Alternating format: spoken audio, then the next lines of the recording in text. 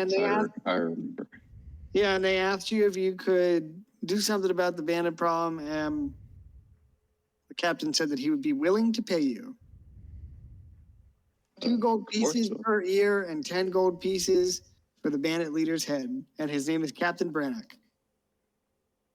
Oh, man, that's a lot of gold pieces. You said 2 per ear? Yeah. Oh, man. Oh, I'm sorry.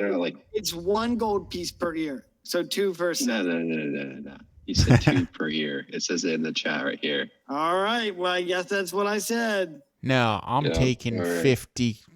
I'm taking 50 silver. You're a budget hunter, ear hunter. I see. He's trying to get that reputation gain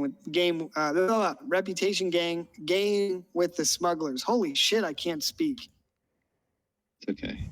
Reputation gain. I kept saying reputation gang. Maybe it's a good thing. Maybe it's a good thing there was only us that showed up. Yeah. Ha ha ha.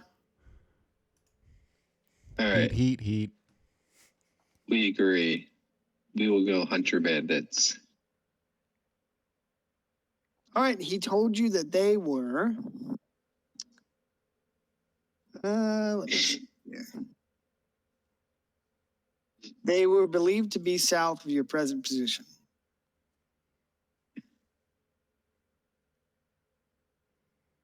All right. We gather our horse and wagons and we go south. I think I'm getting sick. Oh no! Did you get your flu shot? No, I should have got it today. But I think you can get it for free most places. Yeah.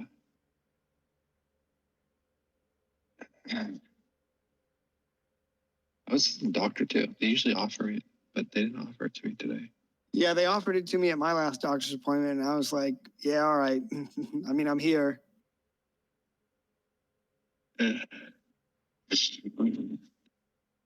are we at? Where am I at? Oh, that's my old character.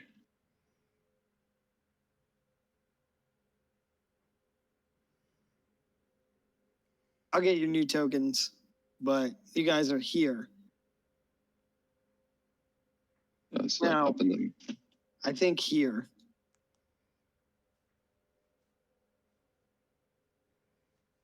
Okay.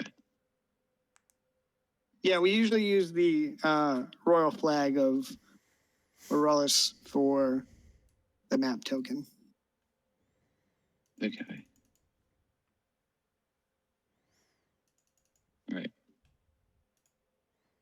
So let's head south. There's a giant spider on the map. Is that a bad spider or a good spider? Oh, that's Darren's spider. Oh, Darren's spider. AFK spider. AFK spider, yeah. He's just chilling. All right. How many hexes can we move in a day? 1. Okay. I moved a hex. Okay. You know that you have a map with some X's on it, and you know that they're holed up in the mountains somewhere south of your position. Oh, yeah. All right. They're in the mountains. Yeah, mountain bandits. South. That's a long way to the mountains. They're not necessarily where they're. Well, you guys are here at the mount, like at the base of the mountain, like south along this mountain ridge. Sorry. Okay, gotcha. We shall move south along the mountain ridge. You know what I would really love for them to add to Roll20 is a search function by what you name your maps. Or just a search function in general that you could go back through your chat log and rolls or something like that too. Yeah, because I think as it stands now, you have to open the whole log and then Control F to find something if you're looking for it. Okay. I have heard that Virtual Tabletop is really cool. Like the VR thing? No, it's just it's just like this. It's just a different program. VTT. Yeah.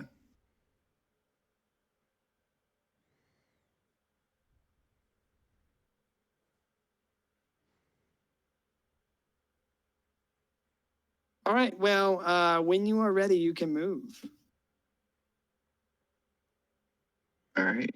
I will go here. Okay. Random encounter. Yeah, cue battle music. What do you encounter? I said random encounter. Cue the battle music. Yeah, you are going to have a random encounter. Just as soon as I find the stat block. This is the episode where John and I just end up grinding mobs in the middle of the wilderness. Yeah. I was like, I gotta hit the vendor so I can get 60 pieces of food. It's like, I'm just gonna camp here for the next Yeah. 12 hours and just kill mob after mob. Create a All right, let me massive just- pile of corpses. We just walk around in a circle. That's our. Yep. The Crystal Vein Mines. And There's like tons of Stranglethorn people Vale. watching us. Like, what are these idiots doing walking around in circles? Farming random encounters, guys. All right, let me grab your tokens, and then I'll move y'all.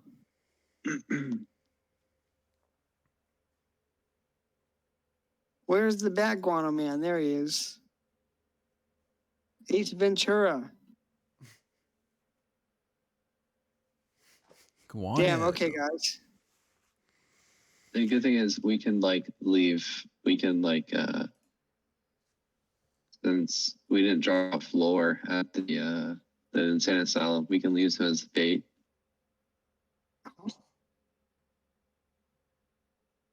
All right.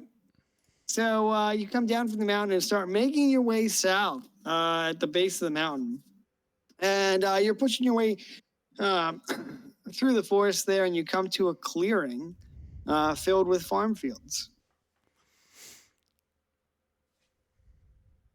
You guys are in the south lower half of the map on the left-hand side.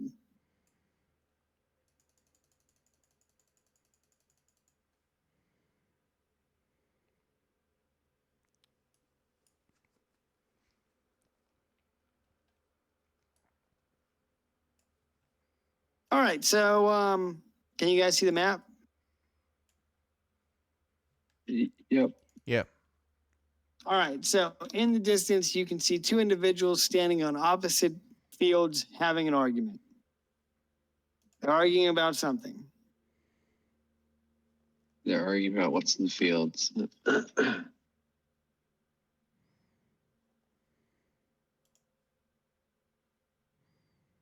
Alright, I'm not gonna go up to them yet.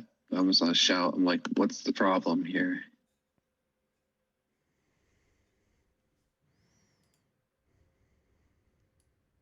Give me 1 sec.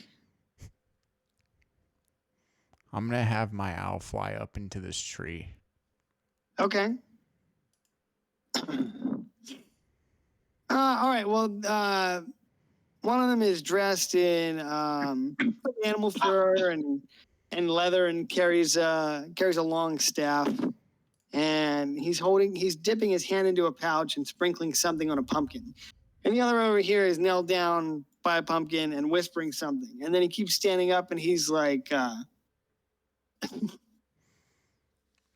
"You'll never beat me in the pumpkin growing contest. My family hasn't lost for 12 years. I don't give a damn what your archdruid says." And this guy over here, he's over here sprinkling stuff in his pumpkin, and he says, "Just you wait. You're going to eat those words and your shit pumpkin."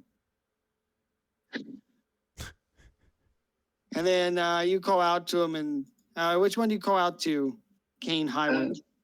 The closer one. What is that? This guy? Yeah. All right, he looks like a druid. And since you spent some time in the Royal Army, you'd be familiar that there's a... You would know that Dry there is a druid enclave, a druid circle in the west, in the northwest part of the kingdom. And it's the circle of the gilded acorn. Okay. And so you call out to him, and what'd you say? What's the problem? Yeah. All right, so he's gonna. Whoops, that's not what I want to do. He's gonna turn and glance at you, and he says, "Old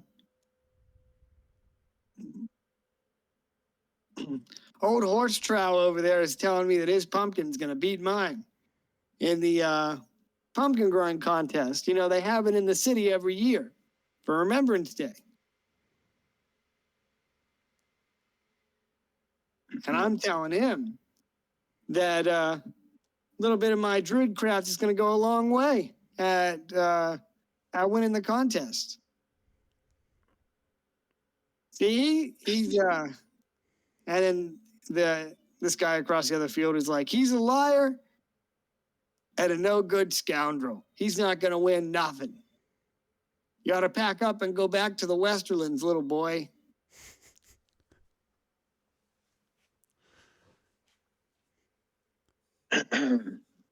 Well, I asked him if there's really any reason to argue over a pumpkin growing contest. They both kind of look at you curiously and say, "Well, pride. It's a pride thing.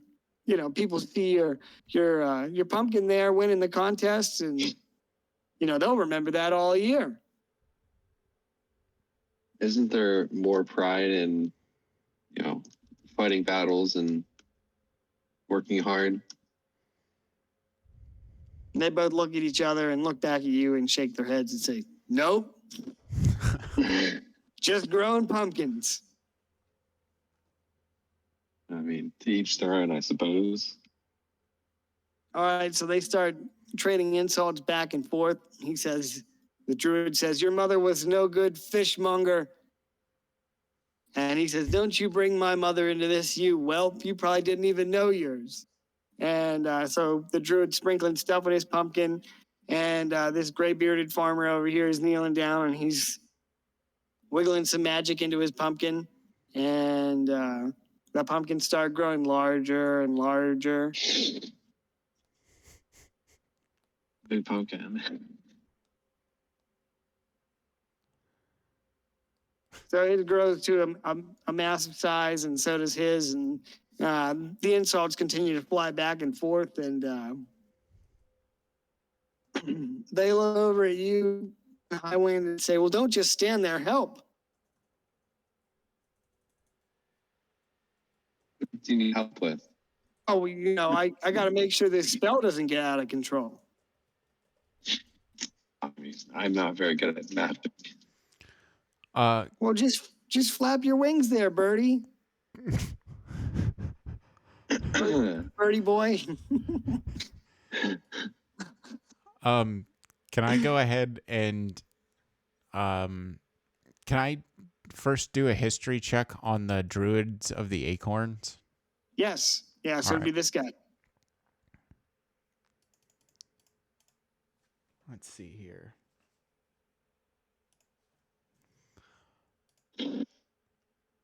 $15. Okay.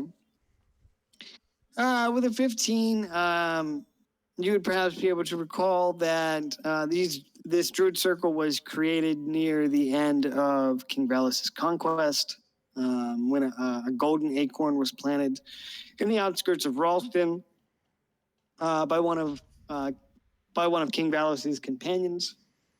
In that time, the gilded acorn has served to assist with the yearly harvest, as well as help maintain and guard the northern border into Veliscar. And today primarily they're used just to assist with the harvest. Auralis faced a famine in 371, and after that they primarily shifted their efforts into ensuring a strong yield at the harvest every year. Okay. So it's kind of like a druid co-op.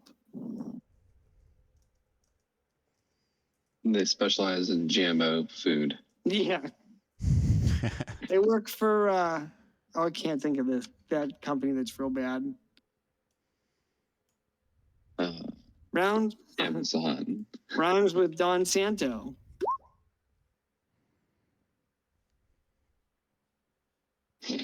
Because I don't want to get sued. Yeah, they're watching.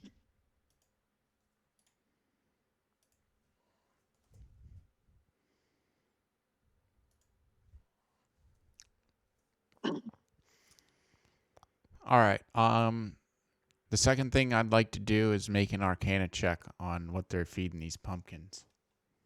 On the what? You said that it was an Arcana check, or that they're using some type of, I don't know, magical fertilizer.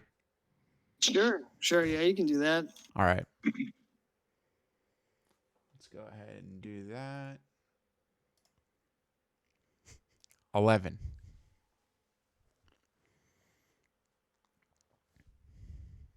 All right, so with an 11, you can tell that this druid over here is using druidic magic, druidcraft, which would be considered a form of divine magic. It's magic of nature, and so he's kind of enhancing the fertilizer he's using on his pumpkin as such. The gray-bearded farmer over here, on the other hand, seems to be using a little bit of questionable dark magic. Okay.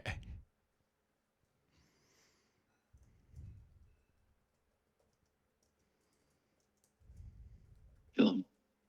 Kill him? I mean, technically, if somebody knew he was doing that, he would be put to death. I mean, I'm retired, so. I'm gonna go walk up towards the gray-haired gentleman. Okay. And I'm gonna tip my wide-brimmed hat towards him, and I want to go up and ask him and inquire about the type of magic he's using. Okay. All right. So you walk up and you tip your hat, and he looks up. He's waggling his fingers at the pumpkin and muttering under his breath. And he looks up at you and he waves you over. He says, "Come on over. I'll show you a thing or two." Okay.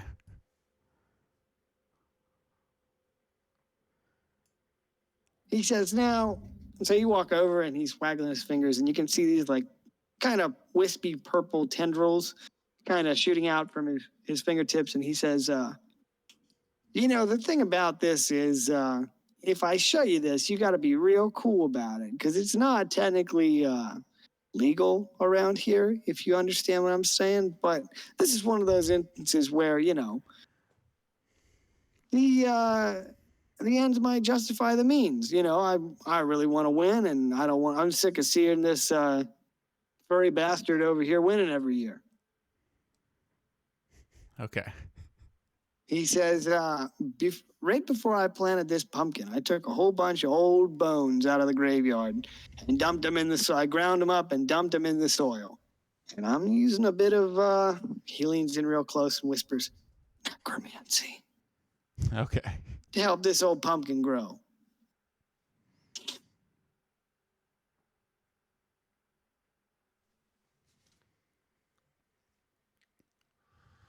I'm going to look at him a bit. I'm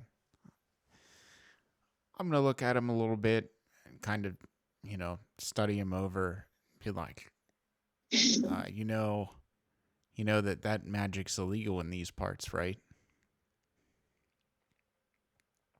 He nods. He says, I know all too well, he says, but I really want to win. And, he leans in real close to you and he says, "Are you cool, man?" What, I look like a cop? You Do I look like the magic police? He says, "That's exactly what the magic police would say." He says, anyway, it's going to be just fine. He said, "I ground all the bones up into bone dust and just sprinkled it in the soil, and it's just given my fertilizer a little boost." He says, "Look." And as you're standing there, the pumpkin grows again. And he laughs and slaps you on the shoulder and he says, "You see that? And then he leans back across and looks at the other field. He says, "You see that, you old bastard?" I'm gonna start taking a few steps back from the pumpkin. But I'm gonna continue on my conversation with him. I want to ask him like something about how widely practiced is combining necromancy with. Sorry, can you repeat that, please? Yeah, I want to ask him about how widely popular is combining necromancy with like harvesting crops and growing food or growing pumpkins. He gives you a sideward glance and he says, "I can't imagine it's too popular around these parts. I don't know any numbers that put that for such a thing, but we're out here in the wilderness, pretty remote, and what the king doesn't know won't hurt him. Am I right, friend?" And he kind of elbows you in the arm there. He says, just don't tell old boy there across the field. I don't want him telling any of his tree hugging friends. Have him come looking for me." Okay.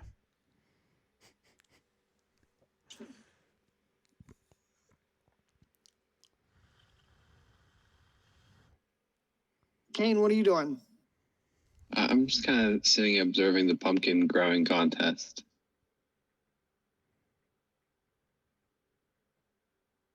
I don't really trust either of them.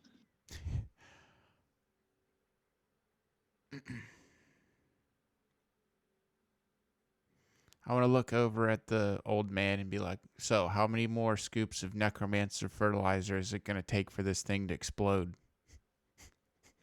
To explode?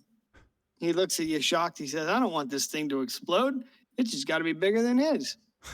Then I'll haul it off the market and win me a trophy."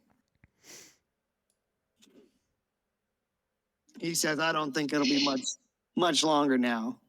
And he looks over and nods at the druid, and the druid's over there kind of staring over enviously and still just sprinkling that fertilizer on the pumpkin and whispering incantations.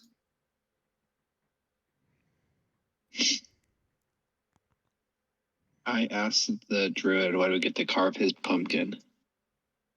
When you get to carve it, Yep. he says, "I'd be glad to let you carve it as soon as it's weighed. Once they log the weight, you can carve it with all the youngins in Kingsgarden." And he looks at you and he says, "I think you're a little old for that sort of thing, though." Not that old.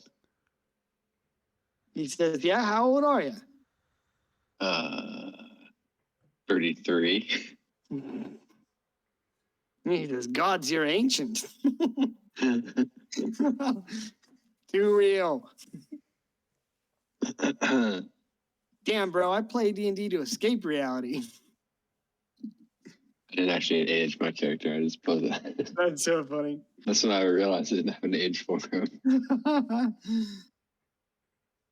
I'm not sure how long they live. I'm sure they live a long time. I don't think they do. I think they have a short lifespan. I mean, Really? I'm gonna Google it now.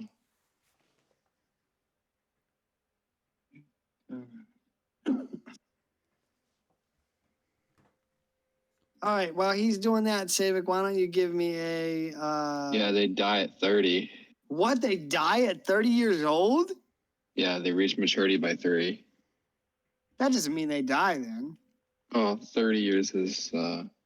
they don't usually live longer than 30 years. Holy shit. I'm like 10. You just look older. That's funny. Seen some shit, man.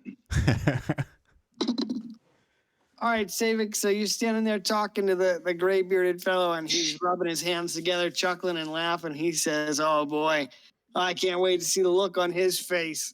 That archdruid's going to eat shit." And as you stand there, there's you feel a little bit of rumbling under your feet, Savik. Okay. And the older gentleman looks down, and he has a concerned look in his face. And he looks up at you, and he says, "That's not supposed to happen." I'm gonna. Okay. Doesn't that explode from pumpkins are gonna explode in skeletons or something? I'm gonna take another step. I'm gonna take a couple steps back as the ground starts to rumble. I'm gonna stand back a little bit, but I'm going to start writing some notes down in one of the back in like a. I'm gonna start writing some notes down about like adding a entry or journal entry or something about using necromancy as a way to fertilize crops, as far as how the magic, how dark Yeah. magic is being used in the kingdoms here.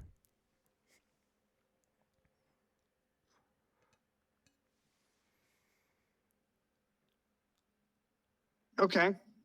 All right. So you step back, and he's like, "I don't understand." He's like, "I just took old Bessie's bones and Uncle John's bones and just ground them up and put them in there. Uncle John loved this competition, so I thought he would love to be a part of it."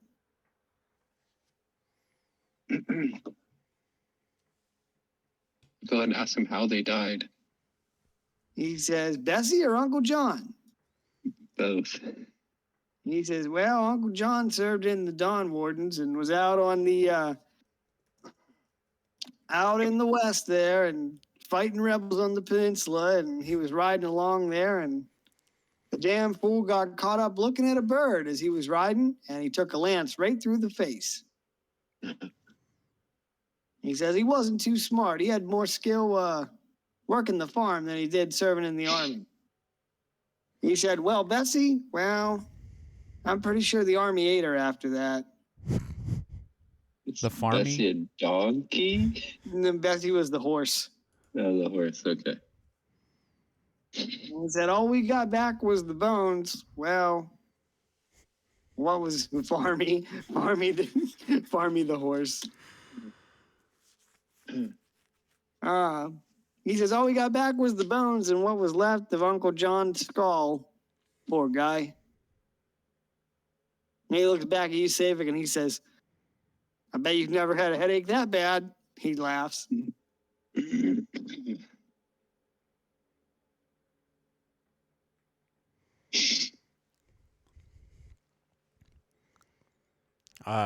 I'm gonna look at him and reply back with only with the Yasmir and shadow wine or something like that.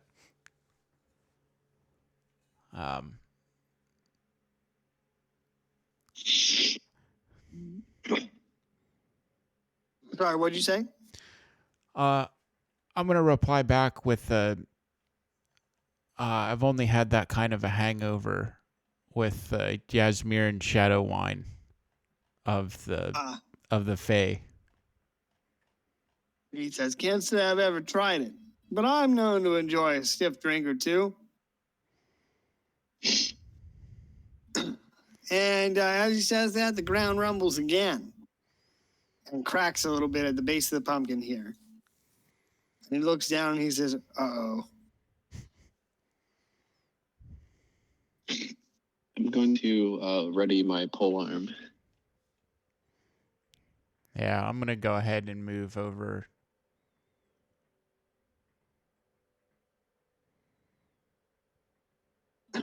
Okay.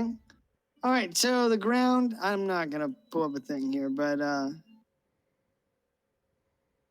so the dirt around the base of the pumpkin starts to crack. I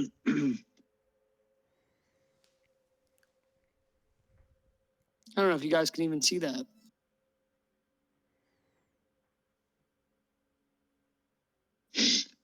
Okay, I see. Can you see the stuff I'm drawing on the map? Maybe. No.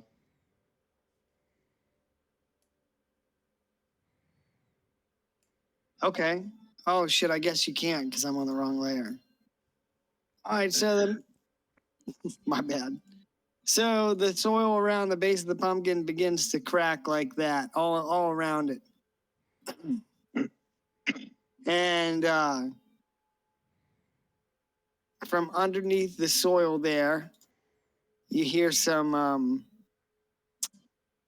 neighing, whinnying of a horse, followed by a terrible cackling laughter. I knew it. Pumpkin bandits. And the pumpkin is kind of sucked down into the earth. So it gets sucked down into the earth, and out of the earth climbs an undead horse with a rider wearing a flaming pumpkin for a helmet. Oh, jeez. And he I should have cackles got at onto you. this a little bit earlier. He cackles at you. And just give me a second. I want to look up some of his quotes. Oh, God. So he rides his horse out of the depths, and he holds this broadsword and conjures some green flame in his hand. And he says, "The headless horseman darkens the sky. No matter the realm, it's all the same. I will sear you all with burning flame."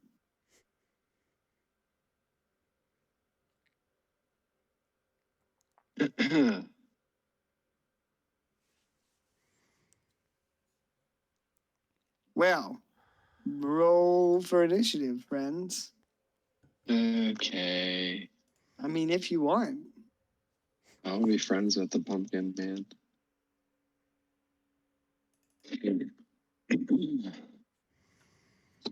Let me get a notebook. Oh.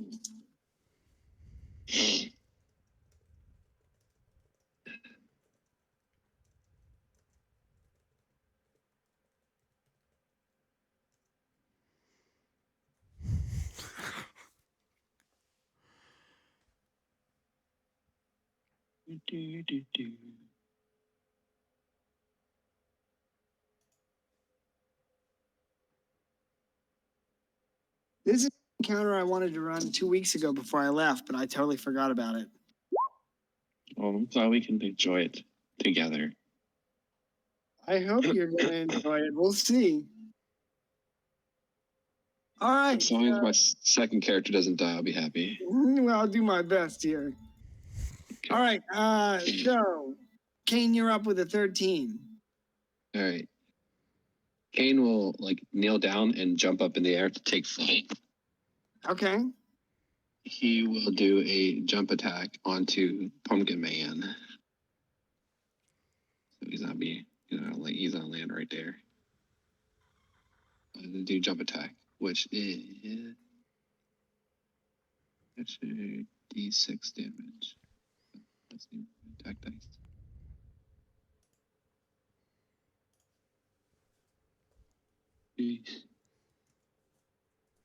Even. All right, 23, and I have a second attack, which is 18.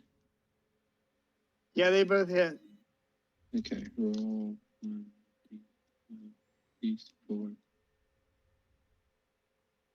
plus 1d6. The first attack hits him the jump attack hits him for 13. Okay. And my secondary attack hits him for 7. Nice. I think I need to adjust his size. Okay, he shrank. I think he should be like that. Yeah, that's probably appropriate. Okay. All right. This is Monster Hunter. All right. So you hit him for 20. So you jump up in the air and do some dragoon shit and bring your spear down on top of him, and he doesn't even cry out in pain or anything. He just kind of grunts as you hit him. Oh. Anything else? No, that's it. There's my actions. All right, Stavik, it's your turn. Let's see here. I'm gonna go ahead and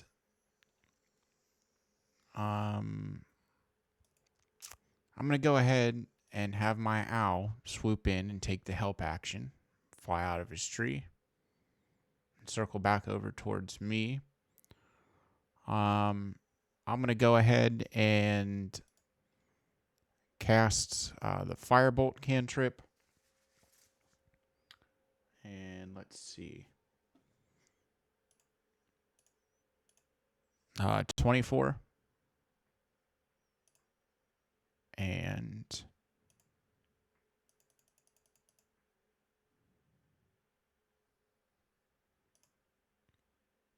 Yeah, that's a ouch. hit. 5. Yep, I'm going to throw a Mode of Fire at him for 5 damage. And then I'm going to go ahead and use a bonus action to Blade Song. And that is going to end my turn. Okay. All right. Well, after you, it's going to be Old Boy's turn. All right, Mr. Dragoon, you're standing right in front of him. So here's what he's going to do. Okay.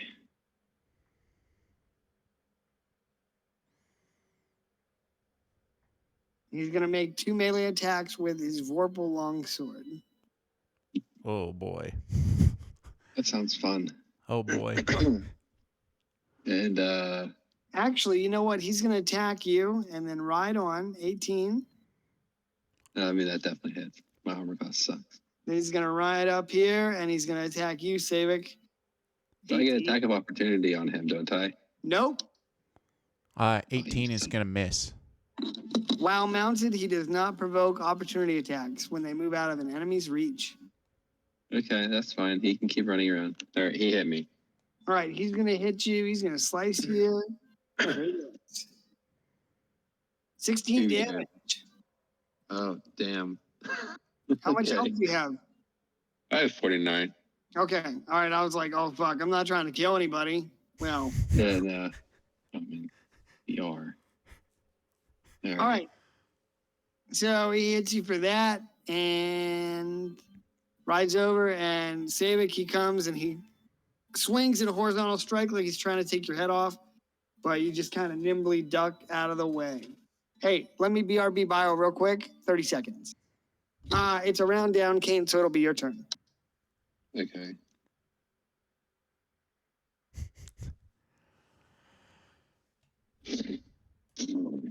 All right, the Headless Horseman. Yeah, I wonder if it's like just like World of Warcraft. Yeah. Did they? They had that in World of Warcraft.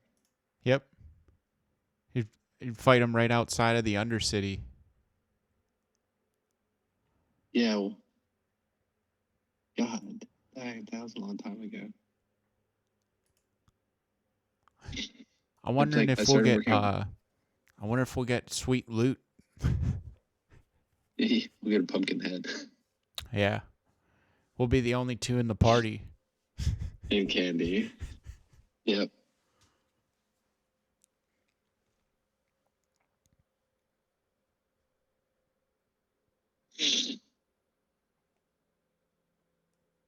We'll be dead. You will either die or we get a sweet loot.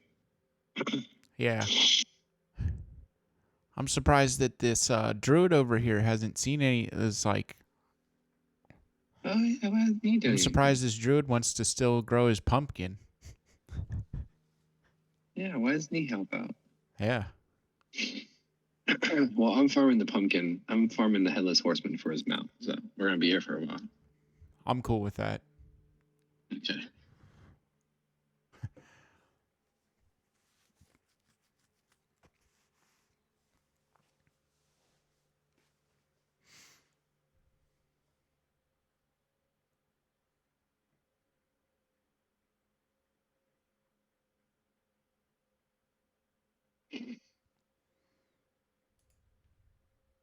Oh, how tall are they? I don't know.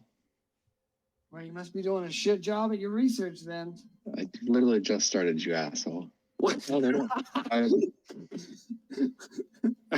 I'm sorry. It's your turn. All right.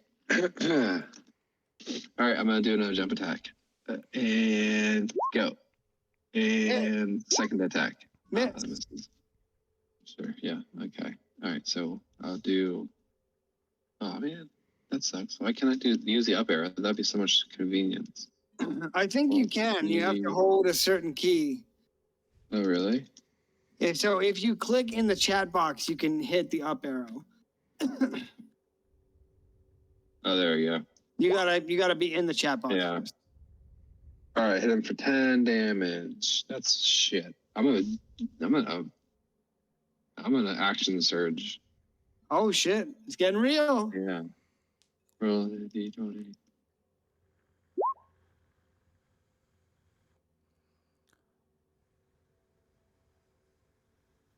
On action surge, you get another action, so it's like you get to attack twice again, right?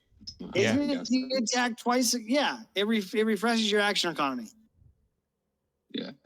I should know this. I play a fighter, rogue fighter.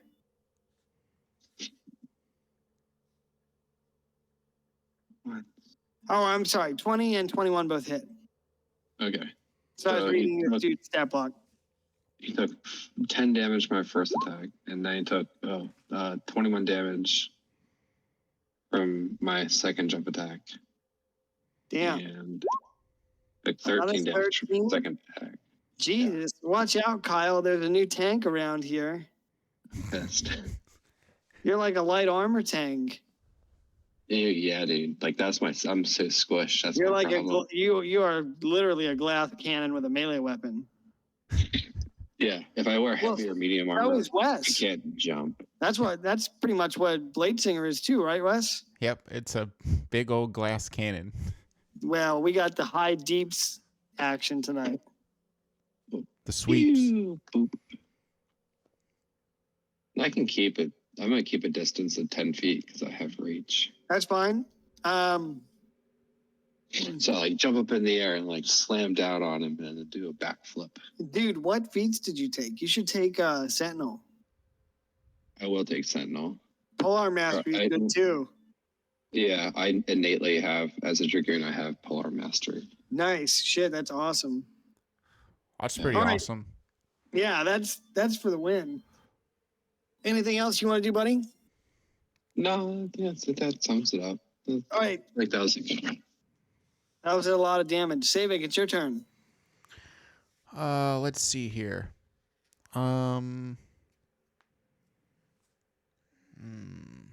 do I want to do? I know what I can do.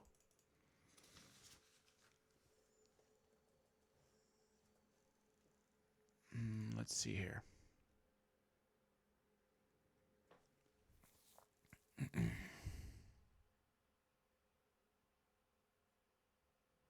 No, I need to do...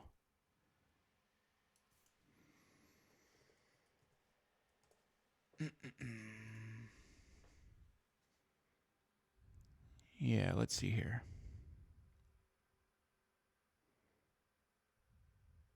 Just ask yourself, what would Johnny Depp do?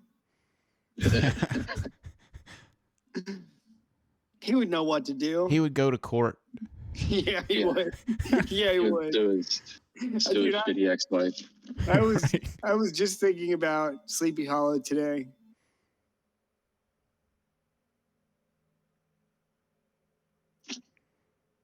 Okay. I'm gonna go ahead and I'm gonna use Booming Blade on Headless Horseman.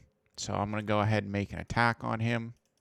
Before that, I'm gonna have my owl take the help action, swoop back over through the trees, try and fly over him and try and pick his head off with his talons, distract him a Okay. little bit.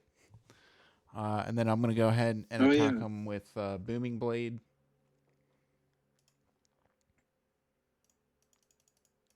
Mm-mm-mm. 24 versus armor class. Yes, sir. That's a hit. All right. Let's see. Mm. Within 5 feet, when I hit the target's over. All right. He's gonna go ahead and take 9 damage, and he's gonna be sheathed in booming energy. Okay. Let's see. I am. You know what? I'm gonna go ahead. Yeah, if he moves 5 feet or more, he takes thunder damage. Yes. Okay. Anything else? Add the melee. Hit and the damage. He's for increases. Damn, my vape just died. That sucks. You know, every week I'm like, when this vape is done, I'm not gonna get another one, and then the vape dies, and I'm like, gotta go get another one. Yeah, I'm gonna go ahead and move. Okay.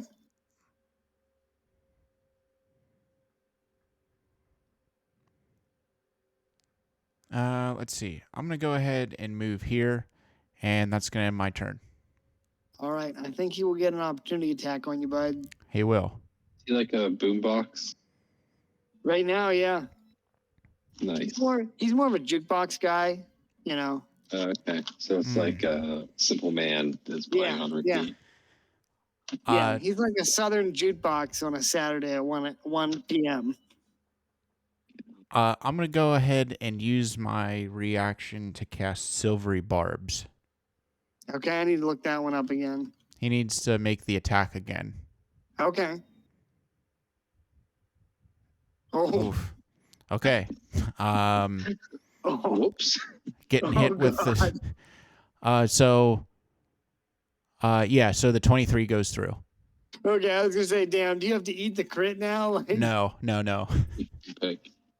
All right, he slashes you. Oh my god, for 20. 20 damage, man. All right. Yikes. Yikes.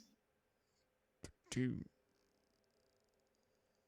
All right, so you move off, he slashes at you, and he's gonna kick his horse, kick his heels into his horse, get his mount turned around, and he's gonna ride off this way. So if you want to roll that lightning damage, you can. He's taking 2d8 for 4. All right. All right, so he gets struck with lightning as he goes to move, and he's gonna attack old boy here that summoned him. Why is the old boy attacking him? What? I said, why is the old boy attacking him? I think he was probably too shocked. Anyway, he hits him for 18, and then hits him for 16. And you see old boy here drop to the ground. Oh. And the headless horseman's gonna get down, and you see him take his sword and hack it at his neck. And he turns to face you, Kane, and he holds old boy's head up at you. So that wasn't very nice.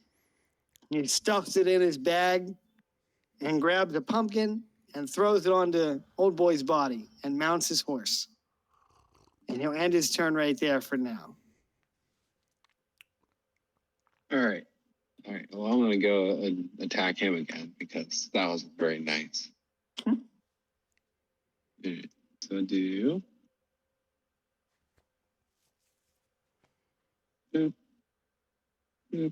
either of those hit? 17 hits. Okay. Alright, so 18 damage. Damn, dude. He keeps moving. I guess I can jump without running. So, as long as I can move, I can jump and I can do jump attack. Okay. Anything else? No, I'm feeling pretty comfy. I'm not going to do anything crazy. All right. At the conclusion of your turn, this druid over here looks over and he sees old boy dead. And he kind of shifts his attention over there. And he says, what would he say? He's like, God damn you, Scuba Steve. That old man was my best friend. Then he looks at you, Savik, and he says, are you okay over there? I could use have some of this. Need little heels. That'd be nice. I'm gonna look at him and look at the druid and say, this is, explain what he was doing, saying that he was using necromancy to fertilize his pumpkin. His eyes grow wide and he shakes his head and he says, "That damn fool." Yep.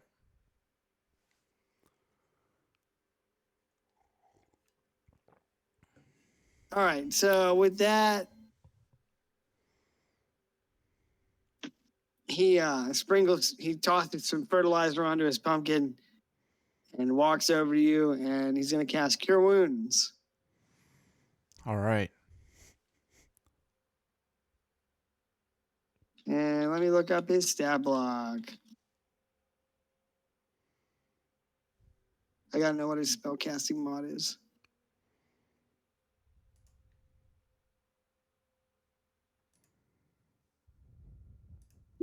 Eight. All right. Cool. So he touches you with Cure Wounds, and then he's going to step back and say, "Be careful."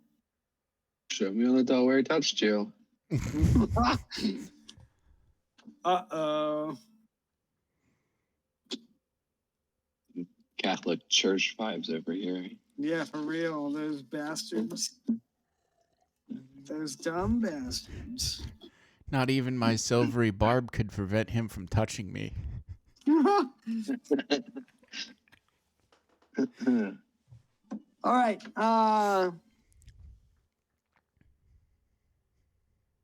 It's your turn, Savik. Okay. Let's see here.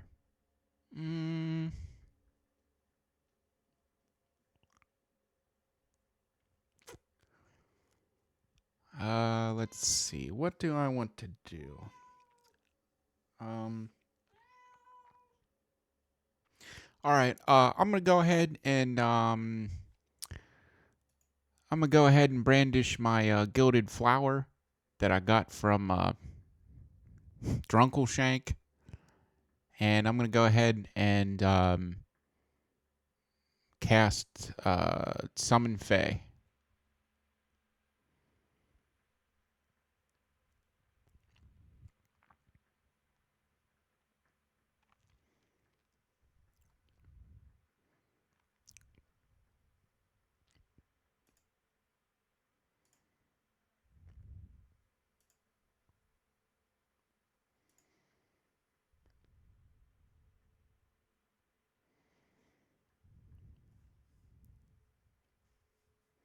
Are you there? Yeah. I didn't hear anything you said. Oh, okay. I'm gonna go ahead and cast Summon Fae. Okay.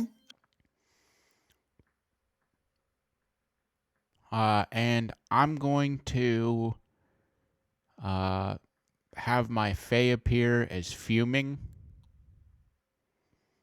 and she's gonna be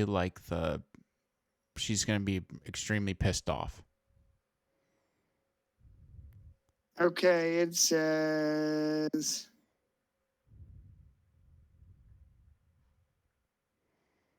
this corporeal form uses the Fae Spirit stat block. Fuming, okay. Yep. Just throw down a pixie with 30 hit points. Got it.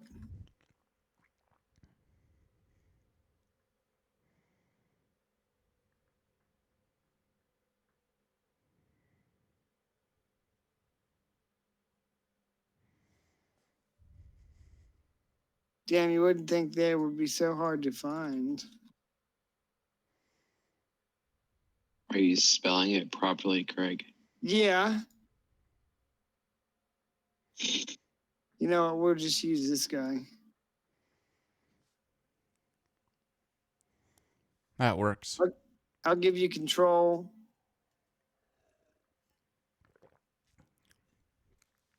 All right, buddy, all yours. All right. I'm gonna have my small Fae spirit move over towards the headless horseman, and as like fire just bellows out of the top of this pixie's like head, it's gonna go ahead and attack the headless horseman. So let's see here.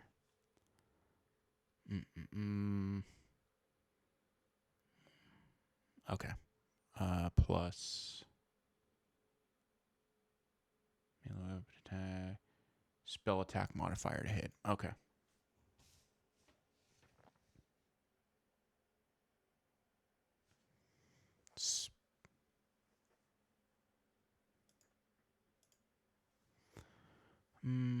Your spell attack. Okay.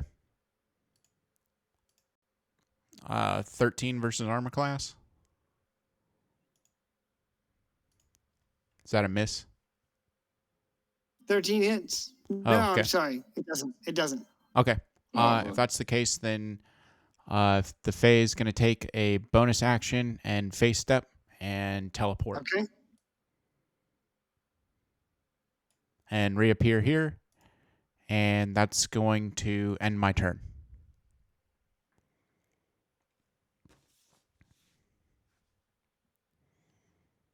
Okay. After you, it'll be the horseman's turn. All right. What is he gonna do?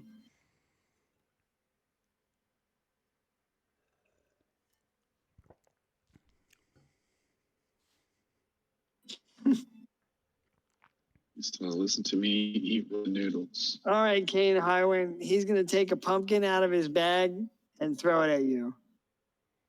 At your face. That's very mean. 22 That's versus okay. armor class. Yeah. All right, so he smashes you in the face with this pumpkin and he lets out this cackling laugh. Hits you for 16. Ouch. Okay. All right, make a con save. Oh, okay.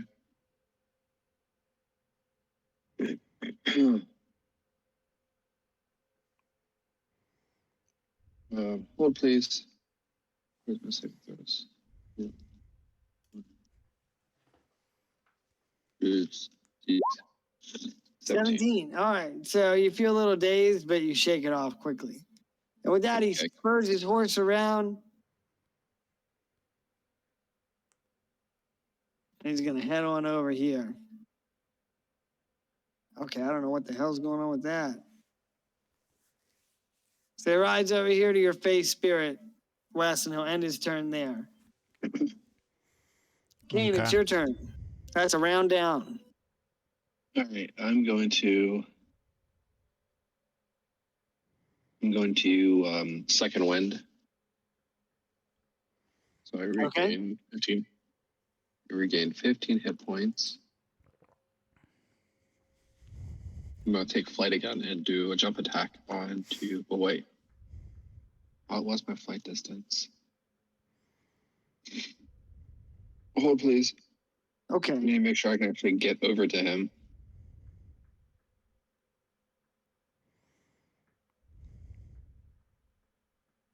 Oh, it's 50. Okay. My movement speed's only 25. That makes So I sense. take flight.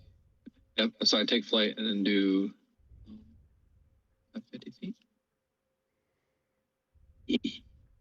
Okay. Yeah. So take flight, do a jump attack, land over the side of him.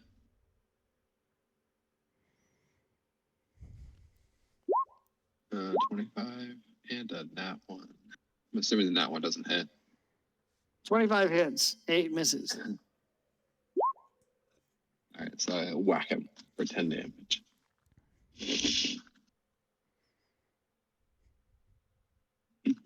Okay.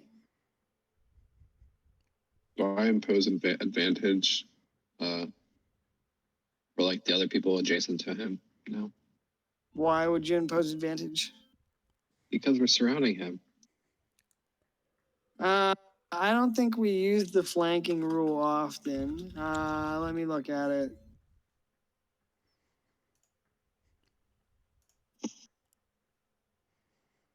You know what? Yeah, let's do it. I like it. Okay, yeah, you guys can have advantage since he's flanked. Okay. All right, that's my turn. Okay. Savik. All right. I'm gonna have Mr. Owl take the help action, swoop by the headless horseman. I'm gonna go ahead and let's do. I'm gonna cast Firebolt on the headless horseman.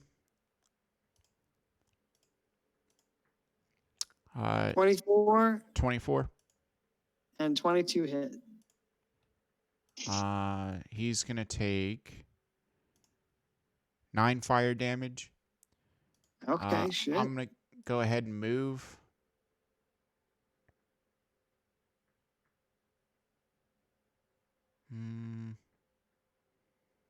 Let's go behind the pumpkin. And then I'm gonna have my pixie attack. D20 plus 6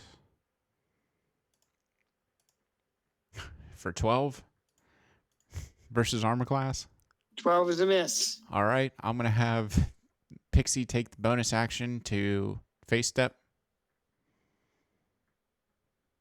Damn, he gets Misty Step.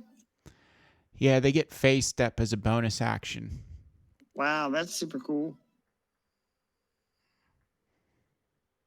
And that's gonna end my turn. Okay. All right, well, after all that, it's the Headless Horseman's turn. And let me see what he's going to do here.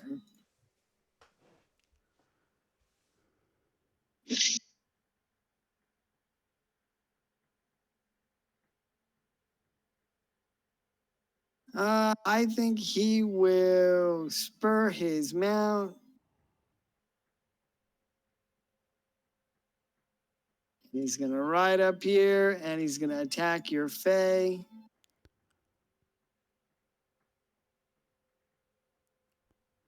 Nine and 24. The 24 hits. All right, so he hits him for. Oh no, I'm sorry. Something's going on with my mouse. 21 damage. Okay.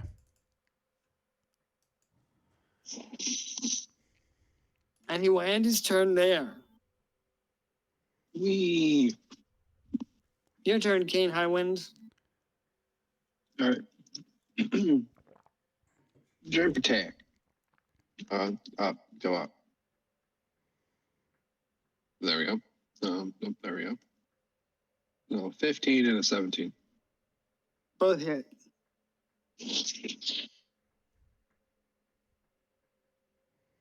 So 20 damage.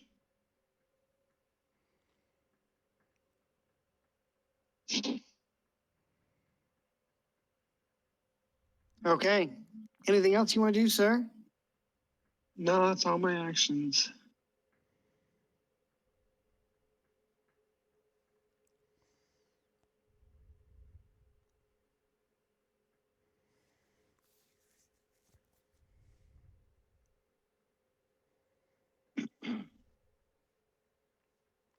Savik. All right.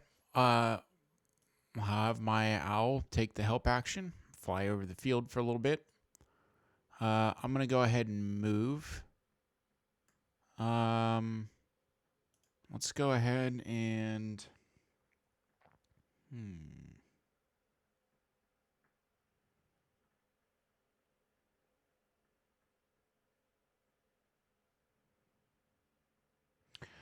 I'll go ahead and cast Firebolt on him again. 18. Hit.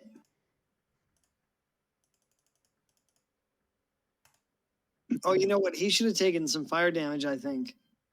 Yeah. Oh, yeah, he should be taking thunder damage or whatever. From Yeah, that only lasts until his next turn, I think. Yeah. Taking 12 fire damage for Firebolt. And All right. I'm going to go ahead and move.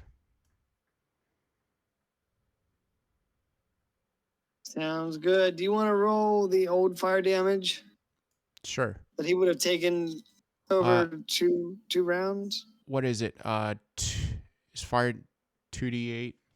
Is it? He did. Let me look. Kyle would know. Kyle rolled an artificer in the one campaign. It was like a one shot. And I was like, what do you want to do, Kyle? And he's like, firebolt. And I was like, all right, you can do more stuff. He's like, yeah. All right, it's a D10. Yeah, so it increases by a D10 to 2d10 when you reach 5th level. All right, so I'll roll another 2. Okay, so some burning damage. Yeah. 15. Ooh. And 7 for the burn. So 22 for previous burning damage. I'm going to have Faye then go ahead and attack. Faye's getting really mad. 17. 17 hits. About time. All right. You old fairy. Yep, I was getting concerned. I was like,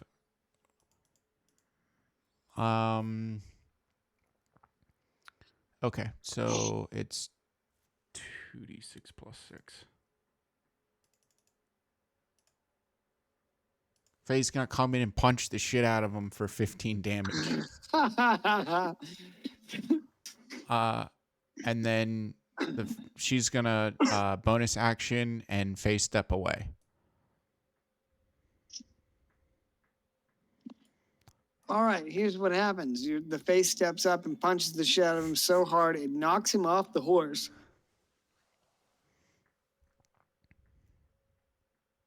Oh god, now there's 2 enemies. It knocks him off the horse and he falls to the ground and lays there.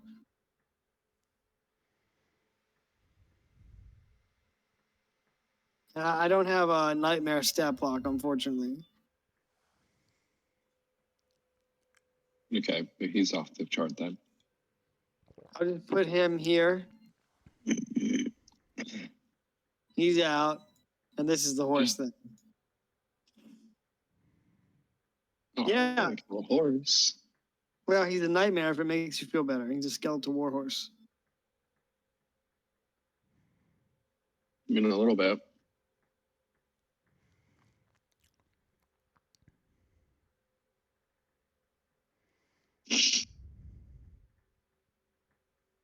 All right, Savik, so you do that and then you move, so it'll be the nightmare's turn.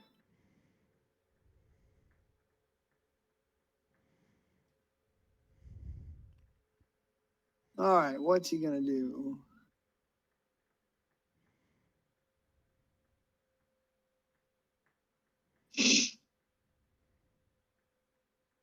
All right, he's mad that your Fae killed his rider and he's gonna ride on by. The horse is prone to opportunity attacks. Oh, yes. Yeah, so he's gonna ride past both of you if you want to make an opportunity attack. And come over here to the Fae and attack with its hooves. So he's going to rear up and strike with his front hooves. All right, my opportunity attack is a 26. Hit. I hit for 9 damage. 7. Ooh. Oh, Oh shit, a crit. Yeah. 1d6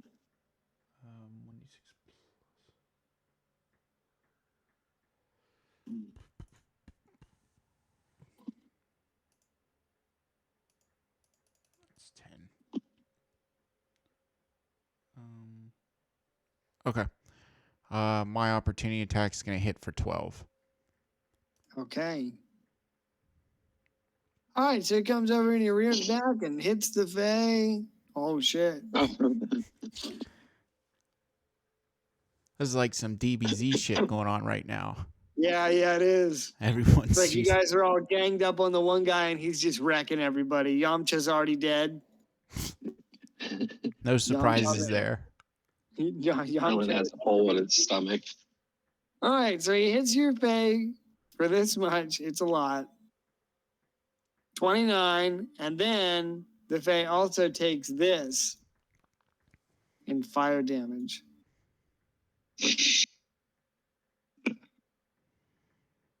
All right. 20. 49. All right. My Faye's gonna disappear out of existence. No, the And he ends his turn. Kane Highwind, it's your turn. all right.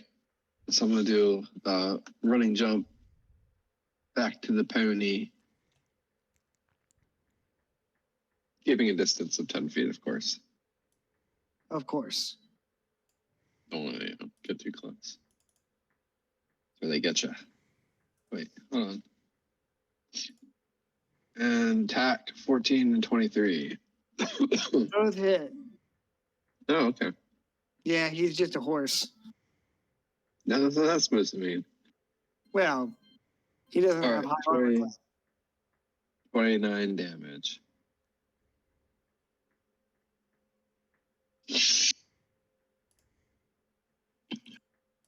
$29? Yeah. Damn, John. You think this is a game? Actually, it is a game. There's a reason I have 13 armor class. You want to play Alright, games? Anything else? No, that's everything. All right. Savik, you're up. All right. I'm gonna go ahead and I'll take the help action, fly through and distract the nightmare, and I'm gonna go ahead and cast the booming blade cantrip on nightmare.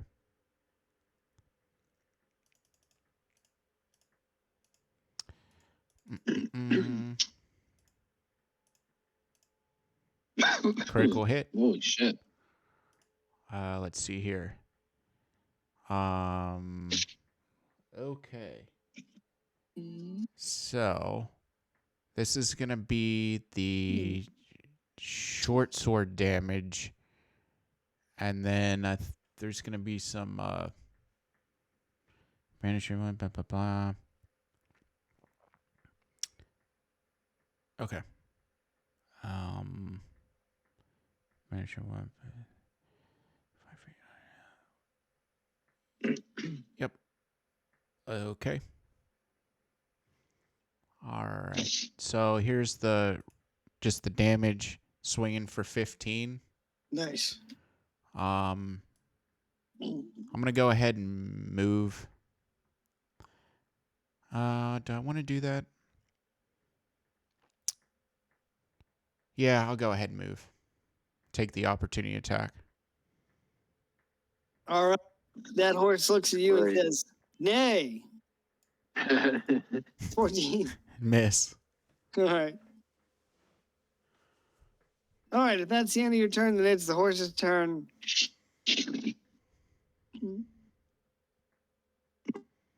This horse is going to turn and look at you, Kane Highwind, and say, nay. Me.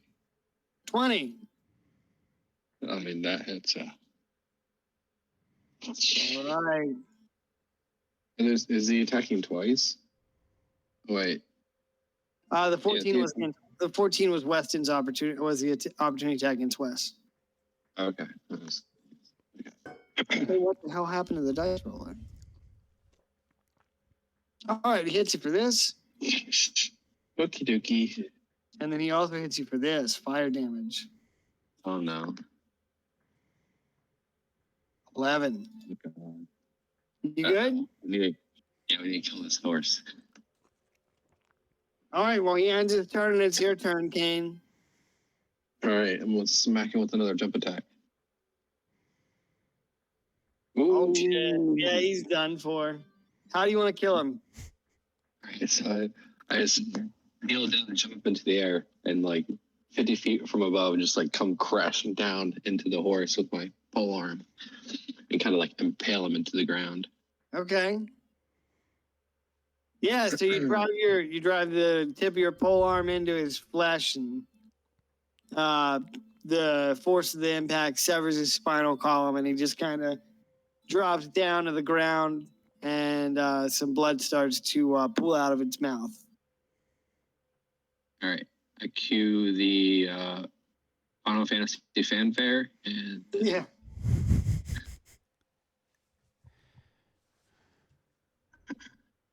That's funny. All right. Well, you drop the headless horseman. All right.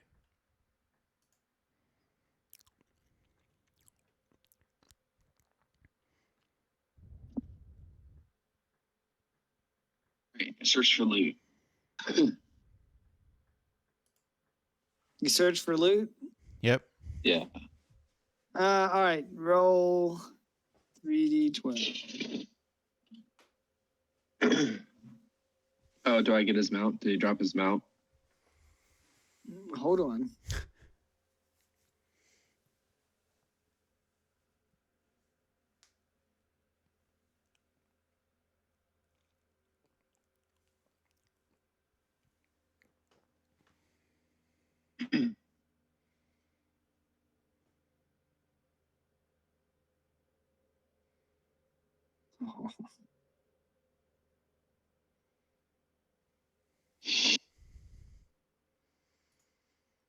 All right. So here's where he drops for sure.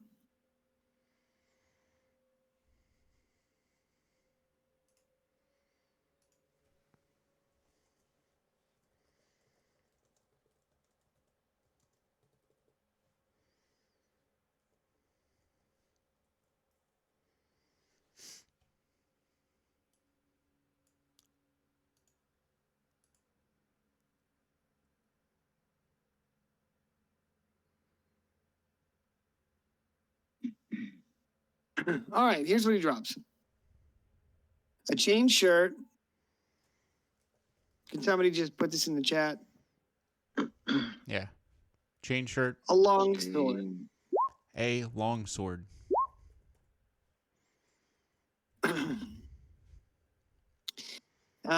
He also has a whip made from a human spine, so a spine whip. Okay.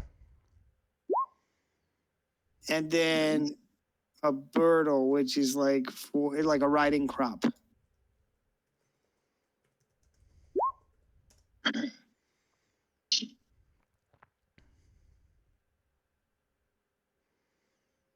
That's what he drops for sure.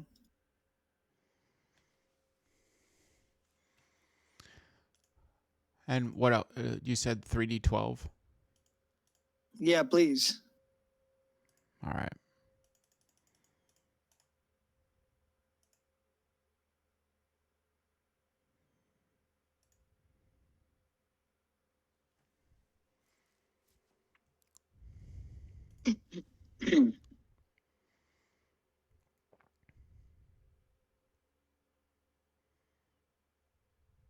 $11, 3, and 7. 1 second, please.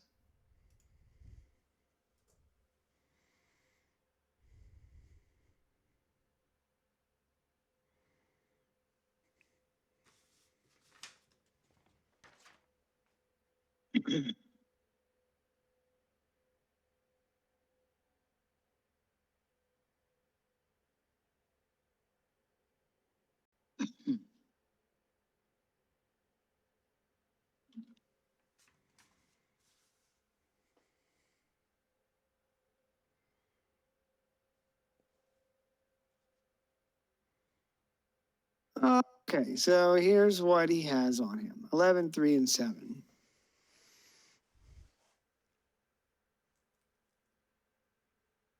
All right, he also has a very nice set of black robes. Ooh. In his pouch, you find 2 petrified shrunken heads.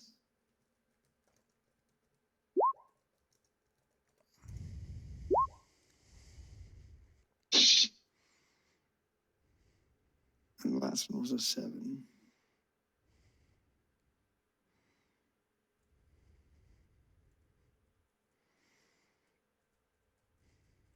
Okay. You also find a silken spiderweb cloak. Spiderweave, sorry. Mhm. Spiderweave is extremely rare material that is used in tailoring.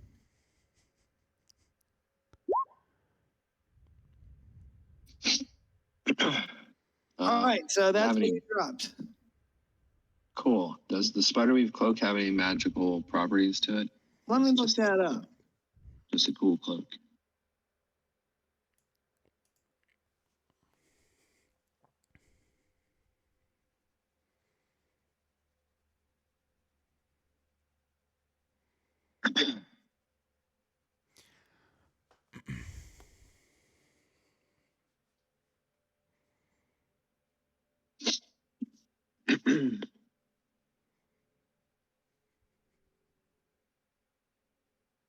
Okay, it does have some magical properties to it. Why don't you roll an Arcana check? Oh, All right. okay. You could ask the actual wizard to do it. Hey, intelligent person, can you roll an intelligence? Sure. I'll go ahead and do you want to use the help action to give me advantage on it? Yeah, I'll assist him. All right. 16. 16. Let me add this stuff to the.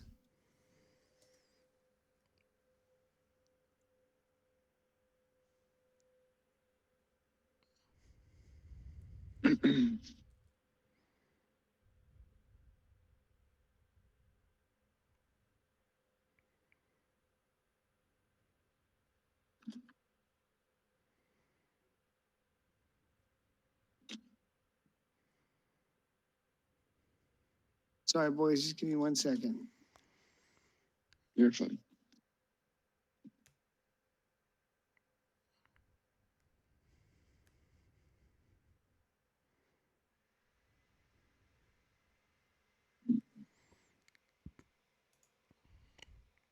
I know that there would be someone extremely interested in that material there. In the what? And I know that there would be someone in our party that would be extremely interested in the material that it's made with. Oh, for sure. Yeah. Because if you don't use it, it sells for quite a lot. Right. It sells for a ton of money, as you know from going to the tailor. He told you as much. All right, so that's what you find. If you want to spend any time examining any of those items further, let me know. Yep. I'll go ahead and examine the rest of it, all of them. I guess I'll start then with the 2 petrified shrunken heads. Okay, I'll just roll with advantage on all these. sure, Yeah. sure. 14. All right.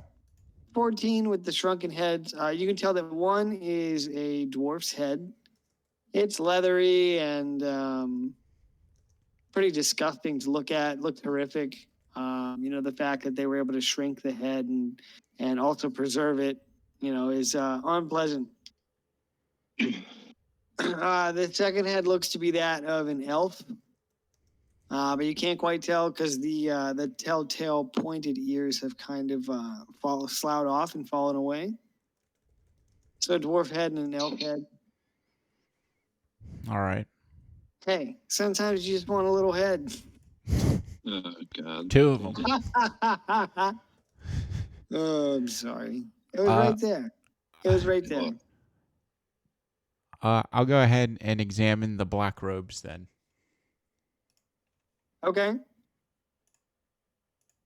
Oh, nice. 22. Yep. All right. With the 22, they're very fine, heavy robes. What's the thread count? What's the thread? I'm not sure. Okay. They look like they would be comfortable to wear in like a colder climate or in the late fall, typically worn over a set of armor, or a mage could wear them as well. So it's like if you want to do some like cool like battle introductions to like rip off a black cloak. Yeah, I mean, you want to wear your best. You know, if you want to look your best, you might put them on because they're really high quality. It's gonna complement my pink heart tabard quite well. And no, I'm kidding. Yeah, it is. I'll take a look at the riding crop then. Okay. What kind of what are you rolling for this? I'm just gonna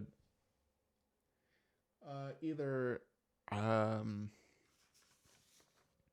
let's go with a perception check. I'll re-roll those. I only have a +4 modifier. What are you trying to perceive? Well, I guess if I was gonna roll Arcana to see if it has any magical properties first.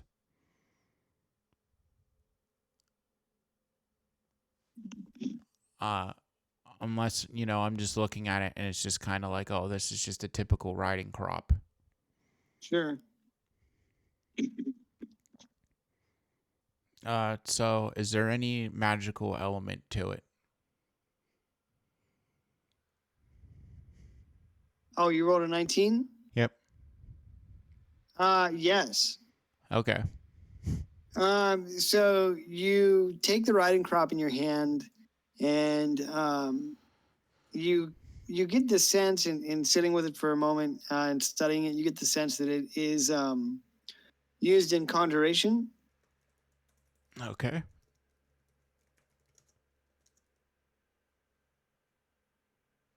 Hello? Yep. So it could perhaps be used for conjuration. You may have to attune to it to understand it further. Okay. He dropped his mount. Perhaps. All right. I'll go ahead and roll an Arcana check on the spine whip. Okay. 14. 14. All right, let me look at this thing real quick. 14 teen. 14 teen. 15. 27 half. No. I'll count all the way to 55. And I can tell you how to do it. All right, let me see. Spine whip, no magical properties, but it is a vicious looking weapon. Vicious. It's got a reach of 10 feet, and it does bludgeoning damage. Okay. So no magical properties, but it looks to be a vicious weapon. Well, that's cool. Yeah, it looks super cool. All right. I'll check out the longsword. Okay. 25. Nice. Arcana. 25. Okay. Here's what you can discern. Okay. The Vorpal Longsword is a longsword +2. Longsword +2. Okay. Wow, +2? Yeah, +2. Oh my god, if only I use swords. Does it actually have the Vorpal property? Let me look at it.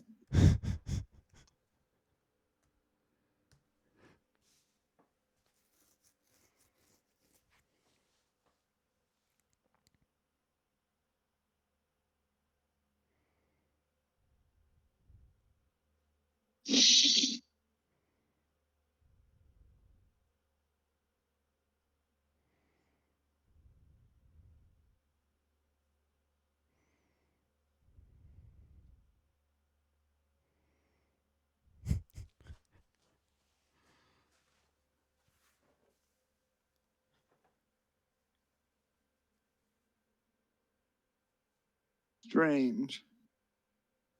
According to this, it does not. Its properties are just that it's versatile as a longsword. Okay, that's good. Why would it be named Vorpal Sword, though, if it doesn't have the Vorpal property? But anyway, yeah, no, it doesn't. It's versatile.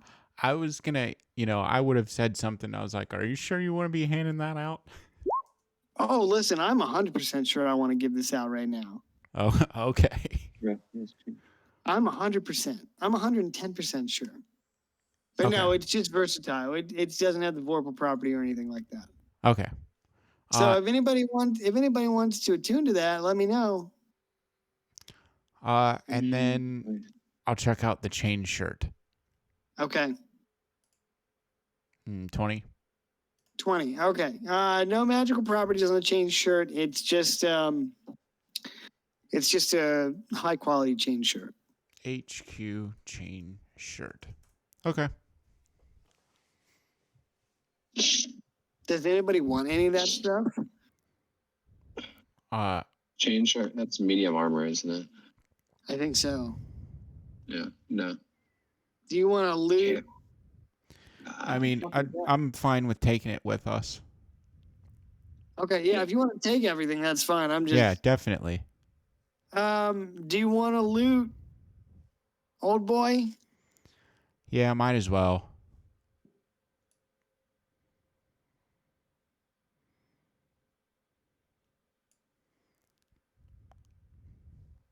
See what he has.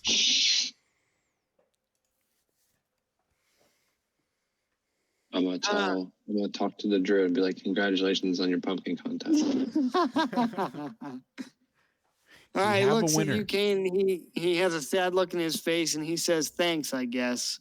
He's like, "I told him not to be messing with that stuff, but he said it would be fine."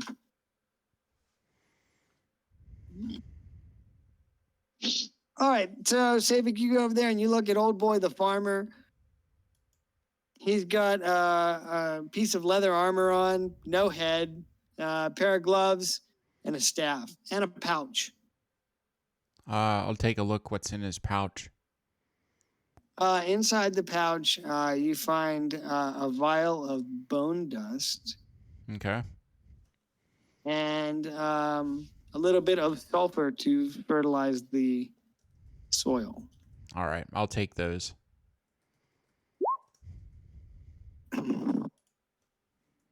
All right, so like I said, he has a staff and a leather armor chest piece on as well.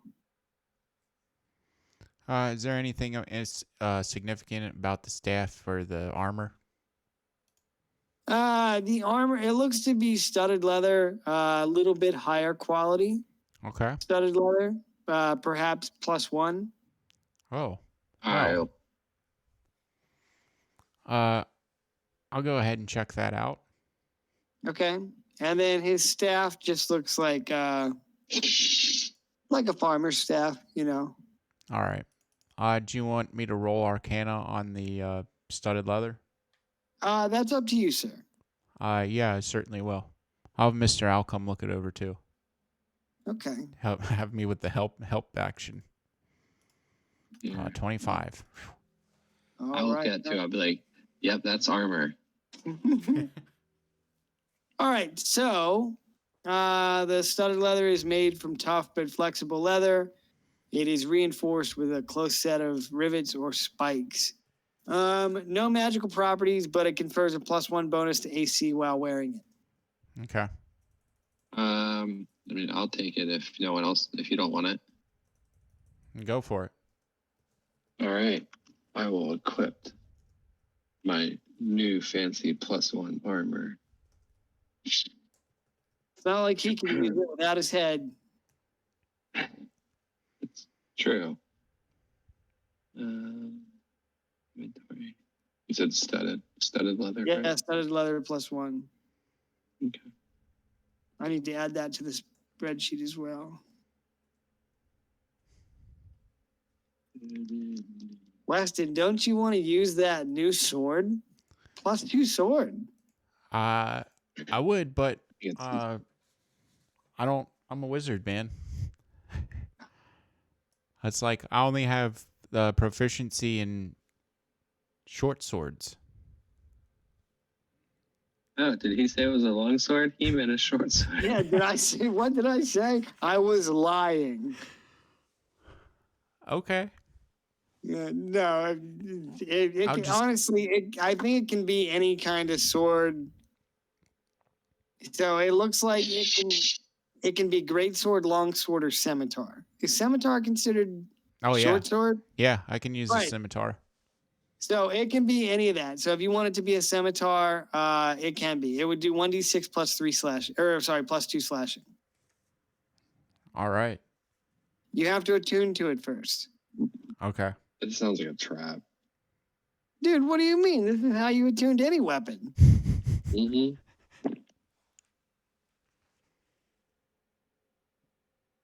Well, you let me know. You think on it and let me know. Because you know what's going to happen when those other janky guys get here. Yeah. They're going to be like, we need to sell that shit.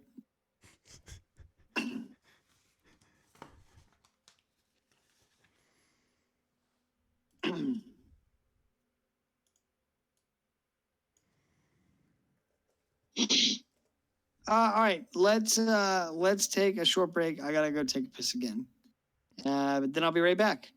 All right. I'm gonna grab a Exactly. drink. Is that cool with you guys? Can we take Yeah. a short rest?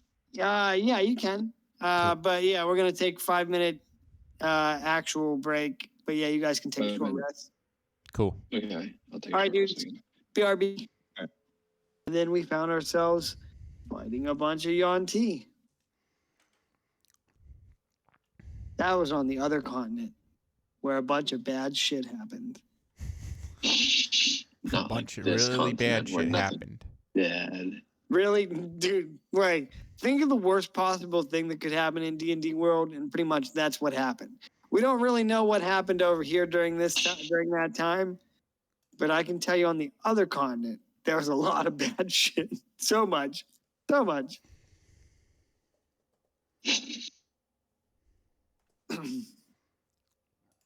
right. All right, kids. So you take a short rest. Yeah, I'm gonna Yeah. go ahead and yeah, take a short rest. I'm gonna recover some hit die.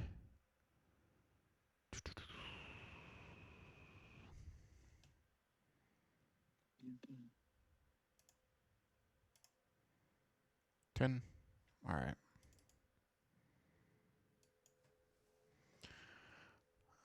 Let's see.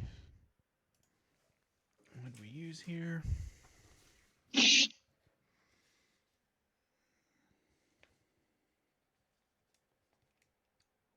used silvery barbs and summon Fae.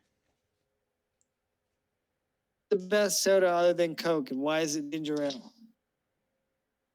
Dude, like my grandmother swears up and down that the Walmart brand ginger ale is the superior of ginger ales. Dude, it's probably made by the same company like all the other own brand stuff. Off brand, I'm sure.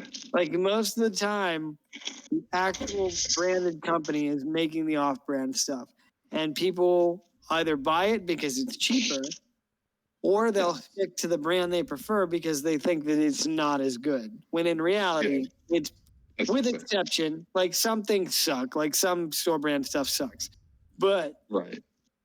most of the time it's the exact same product, just in a different package, and the store keeps most of those profits instead of sharing them, you know. So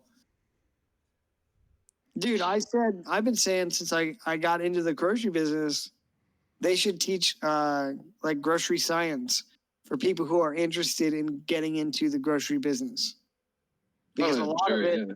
a lot of it I had to learn on my own. In fact, most of it I had to learn on my own. And I mean, it really is. It's just metrics and analytics like anything else. And that's what science is too. So I'm heartbroken, Craig, why? because grocery myths have now been dispelled. Dude, Yeah, I'm kidding. if you think that's bad, just wait. I can tell you all kinds of wild shit. If you ruin ramen noodles for me, I will have to kill you. I can't do that. I don't know too much about that. Okay. Good, because I like ramen noodles. Dude, is there a good ramen spot in well, I guess Aki, but I've never been there for anything except for sushi. No, Aki doesn't sell ramen. Well, you know what? Oh. Their sushi is fucking amazing. Oh, dude, it's so expensive. I actually prefer Kenzo's. It's a little bit cheaper, but it's Oh my still God. so good. When people recommend going to Kenzo's, I am disgusted. because when we How got back, dare you. dude, bro, when I got back from Japan, I was like, I'm hungry for Japanese food. So Jeff and I got in the car and we drove up to Kenzo's, and I got a bowl of ramen and 2 rolls of sushi. And the ramen came out and it was literally filled, like it was overflowing with vegetables. The noodles were just, Get ramen. what? That's how I would get ramen. I don't trust the ramen. Unless it's like a legit, like only sells ramen joint, I'm not gonna get ramen. Issei noodle is really good. Yeah, remember we tried to go there last time and we ended up going to the Fuji Mountain or whatever. That's good. That's good because they still aren't open for takeout, and their takeout sucks ass. Oh, really? So we got in there right before they shut down. Bro, that was almost 3 years ago. You Fuck believe yeah, that? that's good. I don't. I'm gonna also go ahead and expend Arcane Recovery to recover a spell slot. Okay.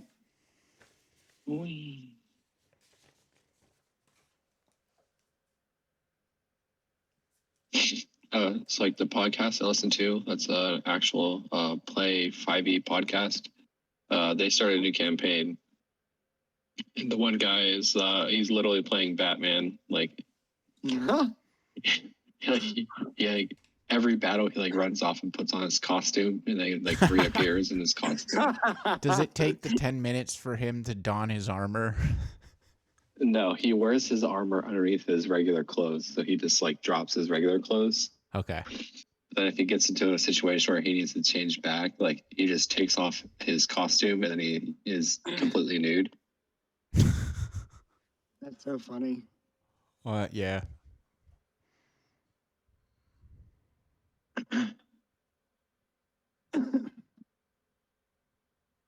Sorry, I'm just writing down some note. Boy, it's really tempting to go back to Dem 360. Dude, that's just Bruce Wainwright.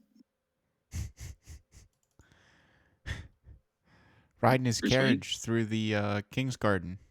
Yeah, he's an NPC. He's a noble in this kingdom. And I had them, there was a carriage rolled through the gates when they first got there, and I was like, well, roll on the table and see who it is. And Wes rolled, and I was like, oh my God. And I was like, that's Lord Bruce. And he was like, Lord Bruce Wainwright? And I was like, yeah, actually, yeah. Like, That's awesome.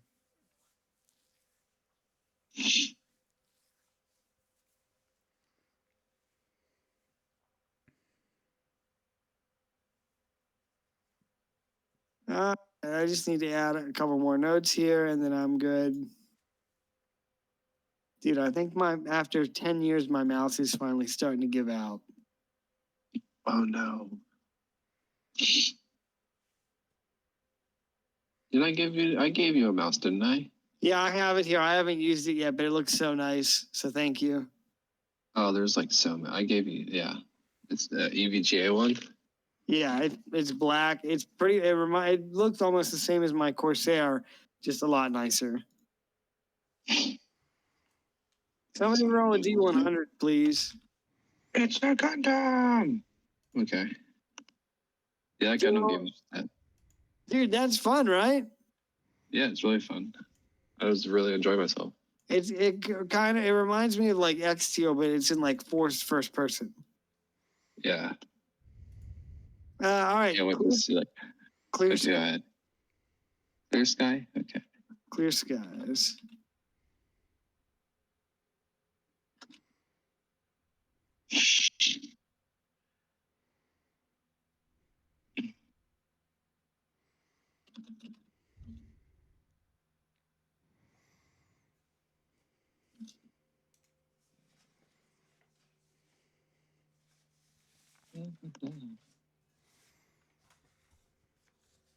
I'm really hungry for McDonald's, guys. Well, I'm sorry. It's okay. It happens. Yeah. I mean, I was craving Wendy's yesterday. So I went out and got Wendy's. You went? Don't tell me that. I'll go. Of course I went to Wendy's, dude. Man, Kidding me? I had Burger King for like the first time in years the other day. Dude, how was it?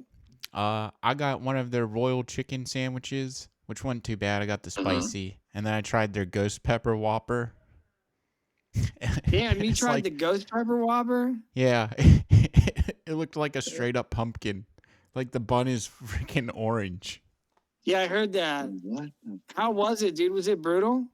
No, it wasn't bad. It was spicy, but it's not like, His butthole has not Yeah. recovered.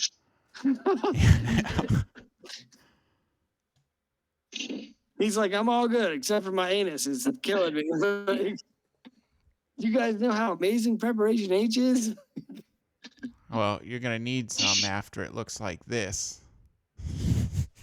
I don't know if I'll look.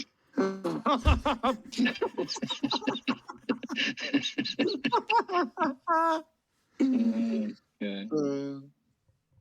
That reminds me of that flight home from Japan. Oh my god, dude.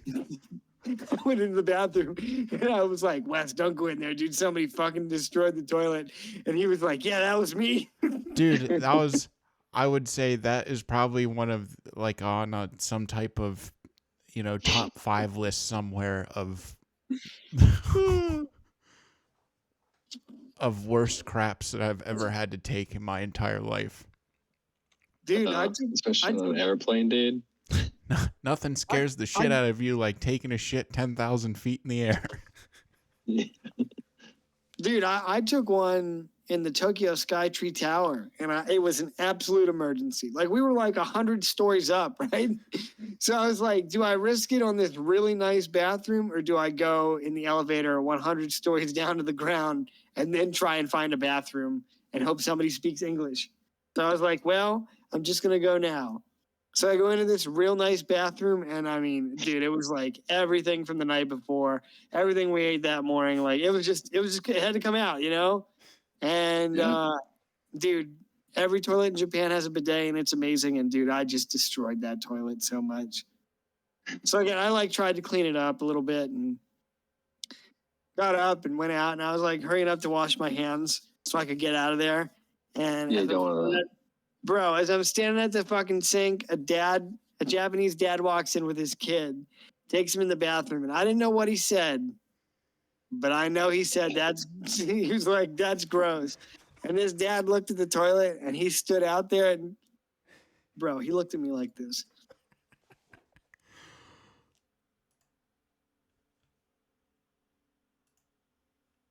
He gave me one of those. Oh god. And I was just like, don't say anything. Just leave. I feel bad about that to this day. His son is haunted. He's probably like, fucking foreigners.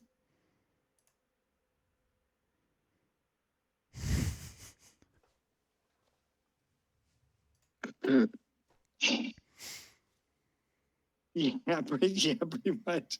He just went in there and dropped a few quarter sticks of dynamite down the drain. Dude, I felt so bad, but like I had to go. That was like, sometimes when you travel, you can't shit right away. Like you get traveler's constipation or whatever. And that was me all day. Like I kept trying to go and I couldn't. And then of course we get up there 100 stories. We're in the tallest man-made structure in Tokyo, and my body's like, hey, this is a great time for us to shit. All that gravity, it was weighing down on you. Yeah, it must have been. It must have been. All right, boys. What do you want to do now? Return to the main map. Yeah. Guess we're gonna try and find those bandits. Yeah, we can at least find the bandit lair. Oh, we're gonna kill them. Oh. Where are we? Yep, here we are. We're gonna get all the experience. We're gonna be level 6 by the time that everyone else comes back. And all the gold. Yeah. Oh yeah, speaking of experience. Oh, we just hit level 5. Yeah, you guys just hit level 5. Right. Did we get EXP for the encounter? Let me look up what his experience is.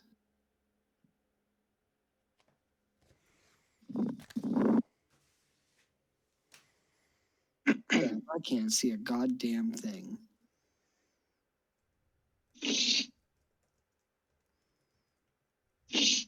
So I started playing Assassin's Creed Valhalla. Did you say you started playing Assassin's Creed Valhalla? Yeah. Like right now? No, like earlier today. I Oh, like okay. it much. I like it more than Origins. Origins, I don't know. Dude, I disconnect from the story. I tried to get into that so many times, and then it was like, your graphics card isn't good enough. So I update my graphics card, and it's like, error with your graphics card. And I was like, I don't give a That shit. sucks. Yeah. Well, the good news is the shortage is over. So they're going cheap again. Yeah, I should be able to get one for cheaper. Where the Yeah, fuck? the problem is the graphics cards now are massive, dude. Like the new series they came out with were even bigger than the 3070 that I have. Basically a brick that can catch on fire. It can catch Oh, on yeah. fire? They're melting power supply cords. Well, I think I'll just stick with what I got at this point. You can buy a 3070 or Would it like fit in 30,000 series. Would it fit in my rig? The 30,000 series, probably. I don't want to buy it and then it get here and then have to go through the hassle of sending it back. I think they have like many smaller ones now, like the 30,000. I'm going to look into that because my mom was like, what do you want for Christmas? And I was like, nothing. That's what I always say. Like, what do you want for your birthday? What do you want for Christmas? I'm like, nothing. And like this year for my birthday, I was like, I want this Monster Hunter Nintendo Switch controller. All right. Just you guys get 500 experience points. Woo. Right. We'll see how they like that. Are we doing milestone leveling up anyway? Yeah, but I'll occasionally award experience for encounters. Okay. Plus, it's another, what is it? 14,000 experience to level 6. Yeah, it's a big grind. So that's another 7K experience you guys would have to get. So I'm not worried about it. Yeah. Now, if you guys are like level 10 before starting the main quest, I'm going to be like, hey guys, we need to have a discussion. Yeah.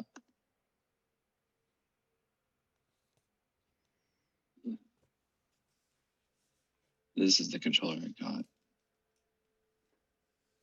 Oh, wow, dude. My son was pissed off. He's like, I want one. I'm like, well, you have my old one. I'm like, I got this one because you gunked up my old controller. He's like, well, the old controller is gunky and it doesn't work. I'm like, well, that's your fault, not mine.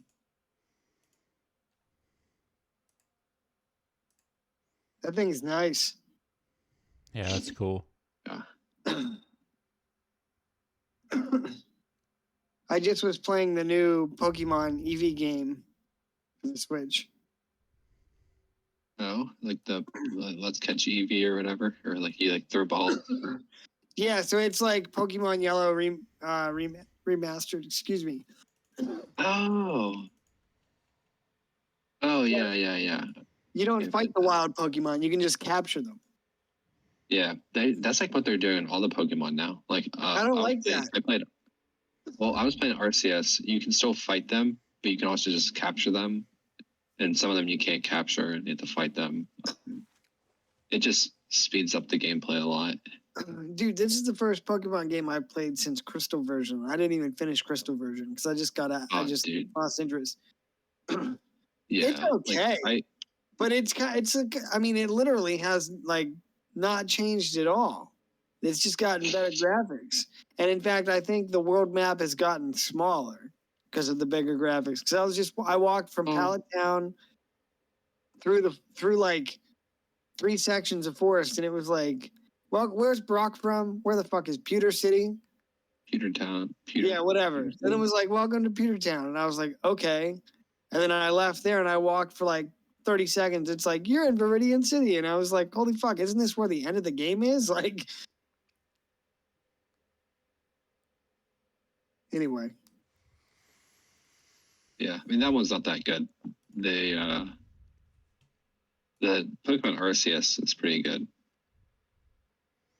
It's like the Japanese one. Okay. Yeah, it's pretty fun, but I still can't get into a Pokemon game, dude. Like, Dude, I lost interest in it whenever like the Yu-Gi-Oh card game came out because I was playing the Pokemon card game and Yu-Gi-Oh came out, and I remember somebody was showing me that, and I was like, wow, this is pretty cool. Like, it's a way better system. Like, I don't know how the game runs now. I'm sure not the same, but like I remember like I would play Yu-Gi-Oh and actually have like a lot of fun with it, just the way that it was laid out. Like you could do trap cards and all that shit. And yeah, so Pokemon just kind of fell to the wayside after that. I want to see like I want to see like a dark Pokemon series, like an adult Pokemon series. Digimon. Bro, you're not gonna tell me Digimon is dark. Dude, look up Digimon Survive. Okay, I will. I'm gonna do it right now.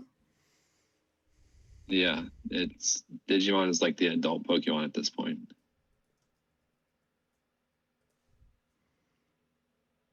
Oh, is this it's a game? Yeah, it's a game. Wow, it's got a really high rating. Yeah, dude, it's phenomenal.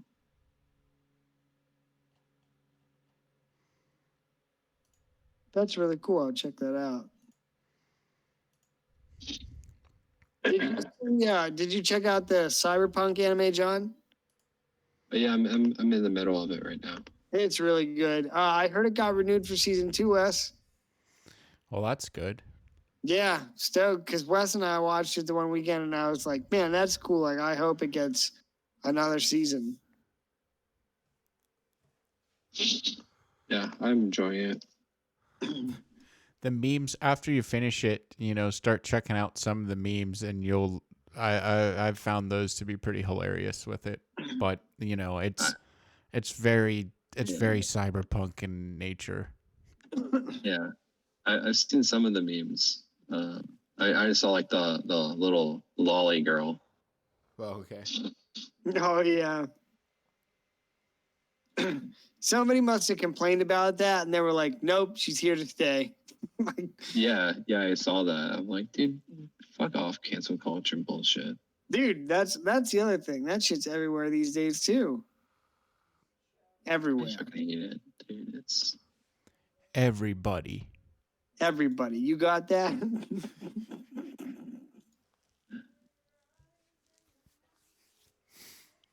I like how that gets brought up a lot, and yeah, he's no idea. He's just totally oblivious. Yeah. Oh wow, $299 for this graphics card, 3050. Wow, that's it. Yeah, dude, the prices have dropped. That's a good price, right? Insane. Are you on Newegg? Yeah, I'm just looking for. Compared to the $1,000 I spent. Yeah, I was about to say, compared to what they were going, like like even last year at this time, they were still like they were just, I think, just talking about how prices might come down. Yeah. I guess I need to make sure I have. What is it? I need to check out a certain connector, right? VGA or.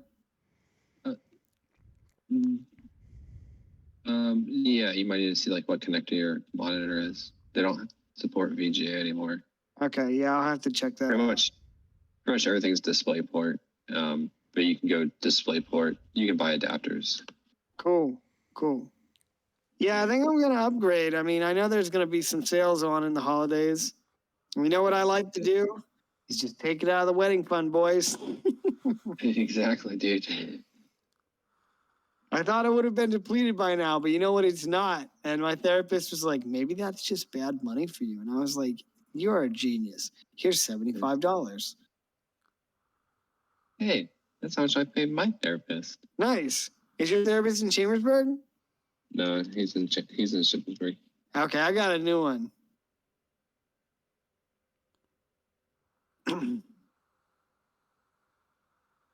All right, anyway, sorry to go on tangent land, boys. Oh, nice. And Thanks, John. Sent you like for 2 graphics cards. check these out. Hell yeah. Yeah. Yeah, I mean, the only other thing I'd really even considering upgrading at this point, because I can run most games, not Yeah. like max settings or anything, but I can run them. You know, I can get in there and play and have a good connection. The only other thing I'd update is probably my main monitor. I have it on a stand right now, so you know it matches up with my larger one. But I'd like to upgrade it. Damn, that thing is massive. That thing looks like a book. No, that's way smaller than mine. Yeah, that's like the tiniest That's one. tiny. I don't know about dropping 459. I just like EVGA cards. They're the only brand of video cards I trust anymore. Yeah. But anyway. I'll check this out. Thanks for sending them, buddy. Yeah. All right. Well, let's get back to it. I'll shut up now. All right, boys. So you leave the farmer. You leave the farms. One less farmer. Oh.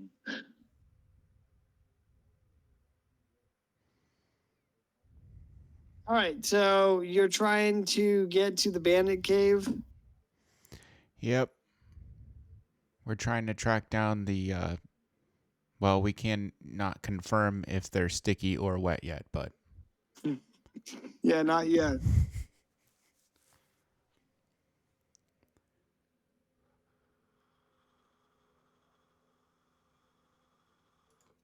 All right, so you have a map you can reference. If you wanted to try and make a survival check to head towards the cave, you could do so with advantage. A survival check? I would do that. Oh wait, I won't do that. Wes can do that.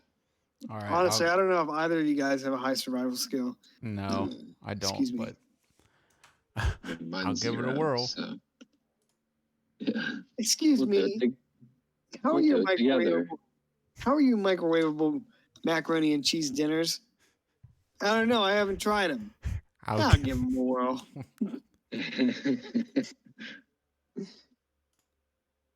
Oh, all right. 18. Nice. All right, so you take your map out of your pack and you start looking at it and trying to gauge from where you left. So you were over here and you came down, you're here. And you get the sense that you should head up this mountain range here. Just northeast of you. Yeah, I guess technically this would be north of your position.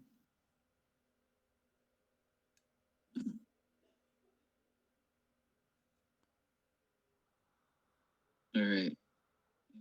I guess we go to this little foresty inlet. So like not like in that little cove. Yeah. We go right. Yeah. All right, let's have a random encounter, boys. All right. Cue the music.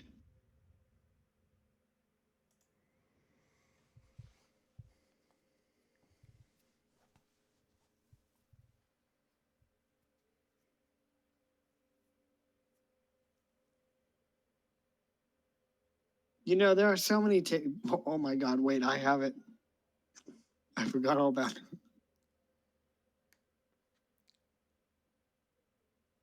Hold on, let me see if I can find this stat block I grabbed over the weekend.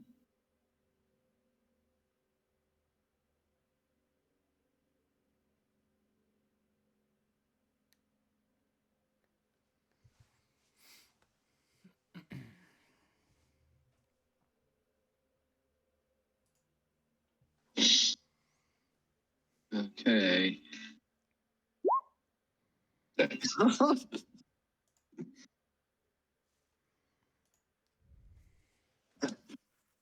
Does that determine the amount of bandits we fight? No. Okay. let me grab you guys and move you over here.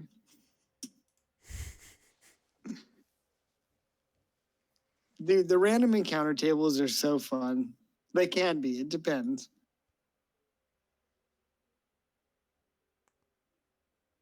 They're like roll like a bronze dragon or something.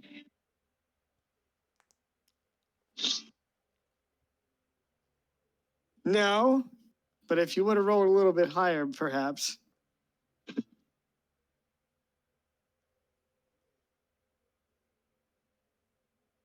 All right, let me get the map set up quick.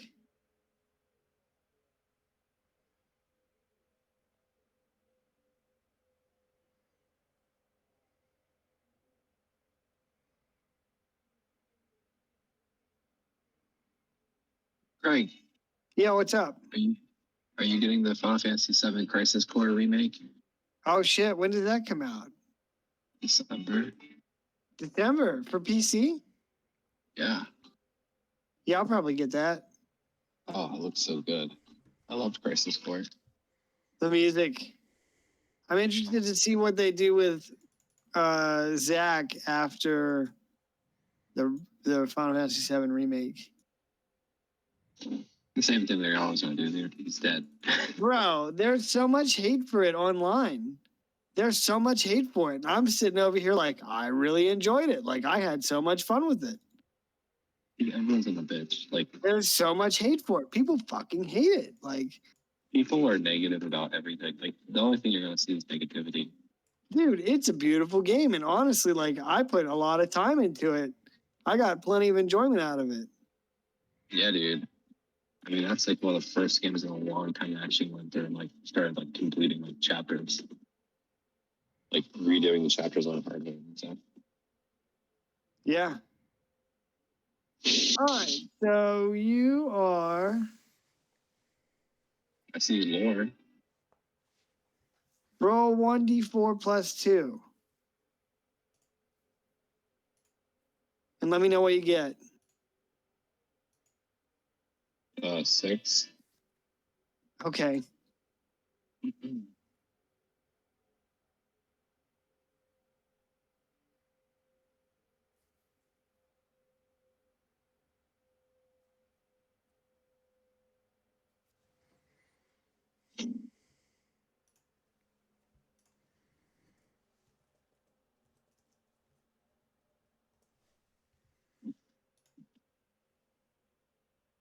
Give me 1 sec.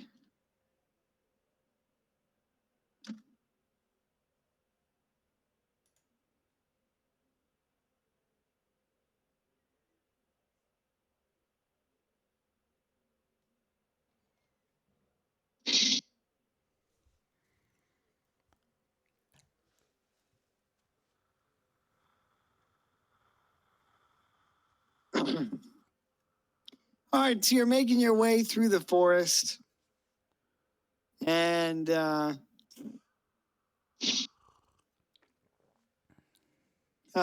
ahead on the path, so maybe you guys will be down here.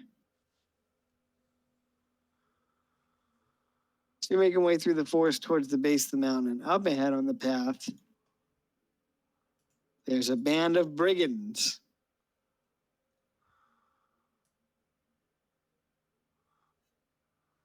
A lot of brigands.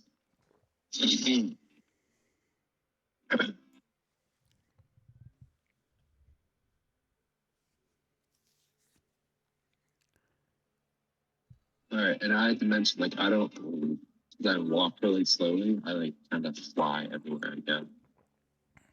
Okay. All right. Well, maybe they don't catch you by surprise, but they are standing in the road there. Okay. Yeah, I fly like 15 feet or something. Like a casual distance. Like a casual height. 10 feet. It's like the top. Go ahead.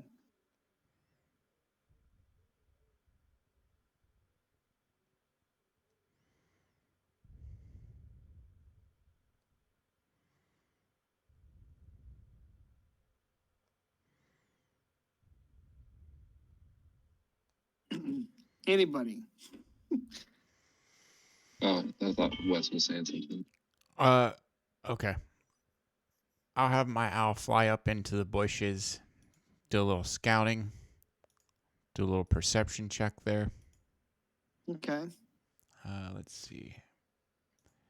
Mr. Owl. So we see them, I'm assuming, and they don't look happy. Yeah, it's it's probably about midday, maybe a little after midday.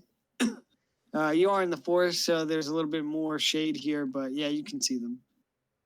They don't look happy. Their leader has red skin and carries a shield and heavy armor, a spear, and he's kind of flanked by all these goblins around him. 12. So this is a hobgoblin, and he's flanked by 4 goblins. And they're just, this is actually not a kitty cat. It's something worse.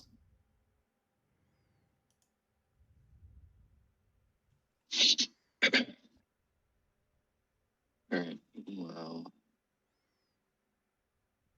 yes, we roll initiative.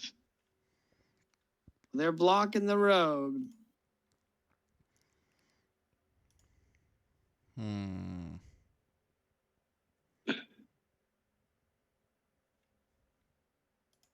Is there like it's not really any places to hide. It's broad daylight, isn't it? Yeah, I mean, you could go. I mean, you could technically hide in a tree if you wanted. Yeah, I'm gonna go into the bushes a little bit.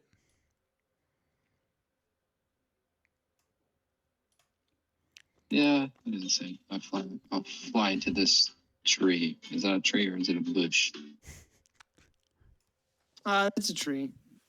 Okay. So I'm perched. I'm like a little birdie. Okay. All right. So what are you all doing? Just hanging out, flipping through the Yeah, trees. just waiting to see if they're gonna move or pass. Or at least get into a decent.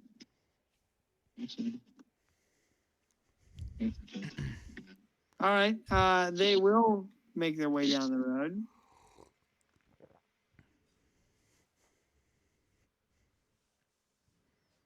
All right. So do a little stealth check. Does anybody speak Goblin? Well, that's gonna take 10 minutes to do, but no. No, I speak birdie, and I picked some foreign language. So.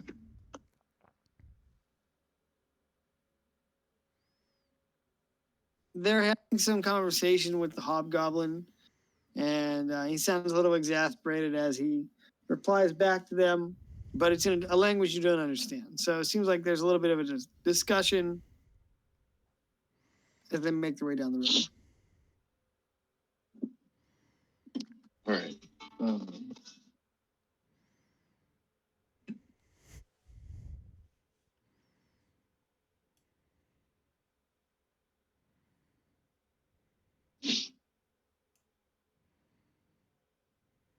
So like they just don't see us. I would say that they're probably a little distracted with their conversation. Okay, well, that's fine. Do you want to roll stealth checks? Because the warg might be able to sense you. Yeah, I'm gonna do Yeah. Up to you guys. I mean, but mechanically, I feel like the warg is going to be able to maybe sniff at least.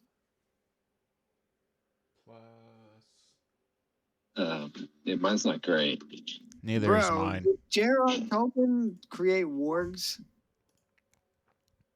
Did he invent them? Yeah. I don't know.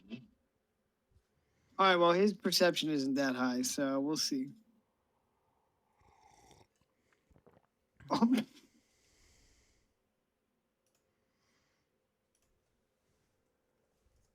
All right. So they're walking by, and Poochie here is going to hang back.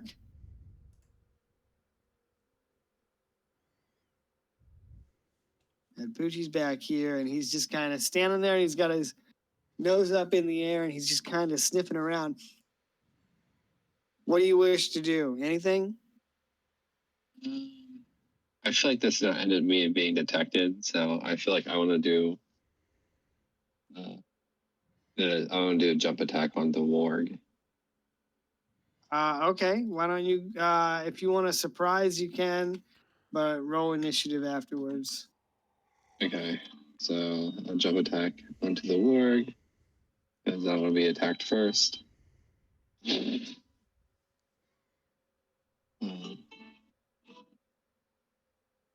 Hold please. I'm looking for my damn roll. So I roll with advantage, right? Yeah. So my first attack is a 23. Second attack is a 16. Both of those hit. Okay. Well,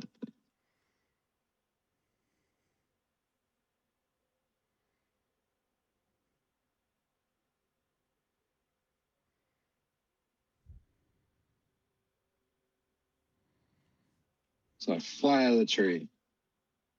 I smash down the warg. Do a backflip. And I hit him for 20, 30 damage. All right. Well, that kills him. Oh, okay. So All right. do the goblins detect me, or is they're like they're still walking on? I would say they might be able to hear the yelp of pain that the ward lets out. But I did it like Assassin's Creed style. Oh, did you? No. I did it Assassin's Creed style. All right. So what? Where did you stab him? Like in the throat, or? I mean, it would have just been like the general body area. So. All right, but you're attacking him in a way he can't cry out, right?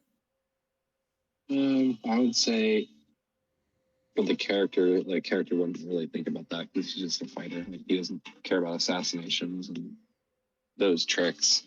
All right, well then they might hear him. Okay. There's a chance they might hear him. All right, well, just in case, I'll roll initiative, which is an 8.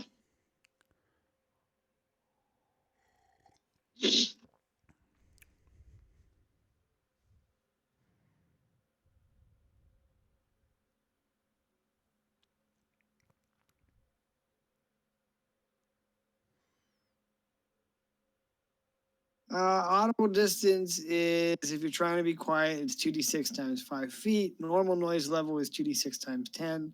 Something very loud is 2d6 times 50 feet.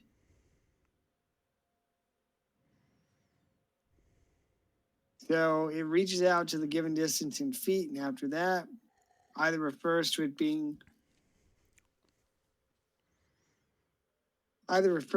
being being able to understand the sound, for instance, speech, or being able to hear it at all. For example, the sounds of battle will be very loud.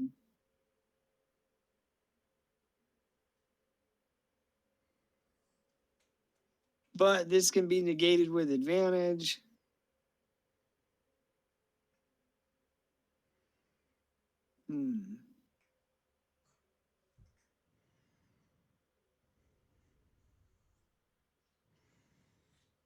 All right, well, I guess I'll just have them roll for it.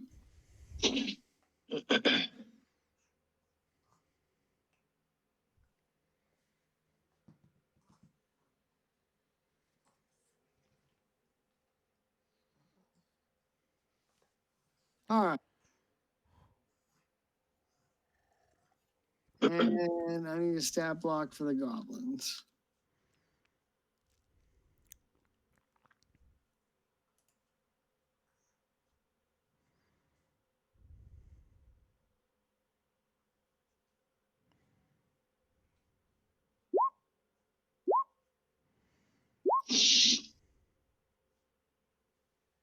All right, one goblin hears. And so we'll say it's this guy. He's able to hear. The rest of them continue to move through the forest. One goblin, he's gonna die. So they start moving away, and he hears this noise, and he just kind of turns around and starts coming back to investigate. All right. Initiative, fam. Roll an 8.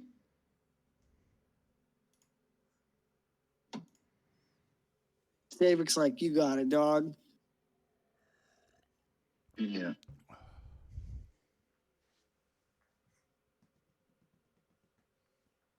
All right, are you doing anything? I guess I need to roll for the goblin.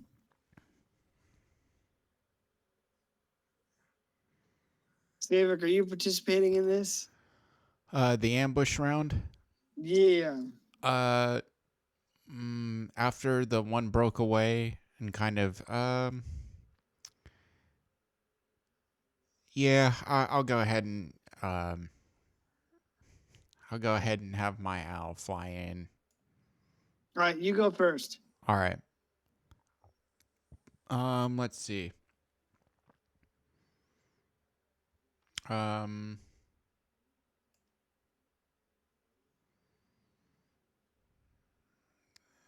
Let's go ahead and I'm gonna have my owl take the help action, and I'm gonna I'm gonna sneak up on this goblin here,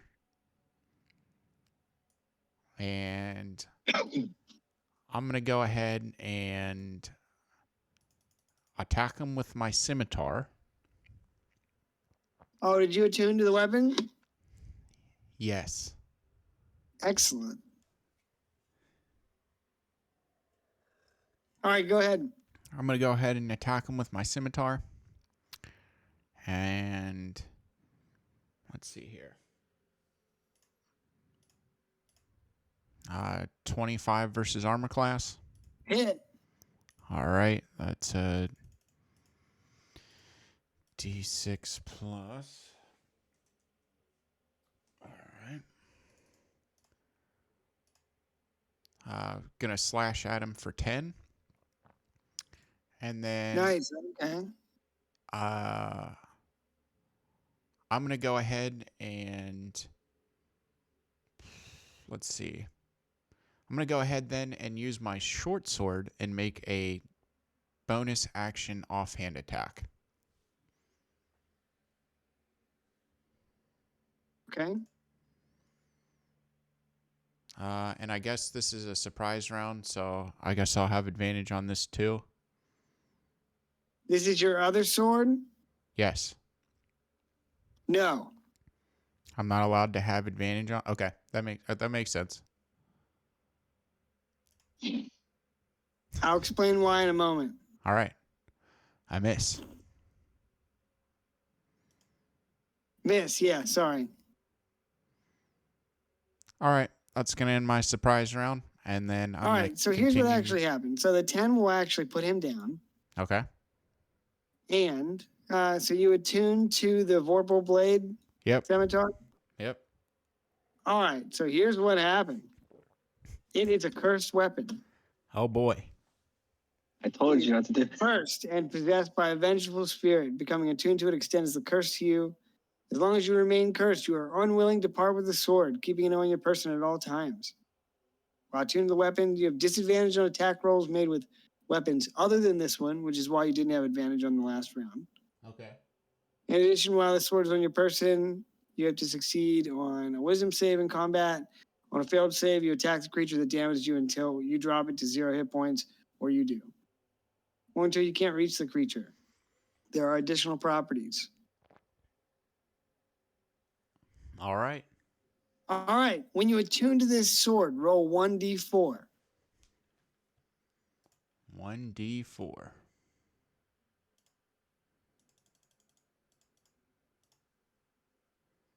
Okay. In 4 days, you must cut off a head. Okay. Any head? Any head. As long as you continue to every 4 days. So within this 4-day window, you have to take a head. And then once you do that, you'll roll again, and that'll determine how often you have to do that. All right. Additionally, if you roll a nat 20 with this weapon, you can decapitate an enemy. Okay. So, something to consider. Also, I wouldn't say just any enemy. Like if you're like, for example, if you're fighting like a Tarask or something, you're not going to be able to usually just decapitate. like the Vorpal property bases it off of like something that is in reasonable size. Yes, correct. Yeah. So, but just something to consider. That property would definitely be active for just regular mobs. So, Okay. if you have questions about it, let me know. Um, but I have all those notes. So, All right. yee.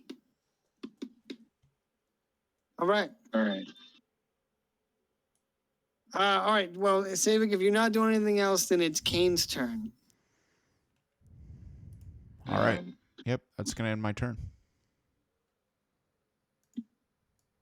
do the goblins keep moving? Well, let's find out. I guess they need to roll a couple perception checks. So I'll have them roll 3. They get a -1. Yes. Oh no. All right. I think the Oh, no. 13. I think the 13 breaks. Because you guys rolled like a 7 and a 12, right? Mhm. My stealth check was like a 7. Now, what is it if they're trying to hear something? But would they be actively trying to hear something? Yeah, except so this says that it's all based on a wisdom perception check, which will be more difficult. The DC is up to the DM. Okay. Let's see how far away they are. Sorry, dudes. Don't have much experience with this one. 35.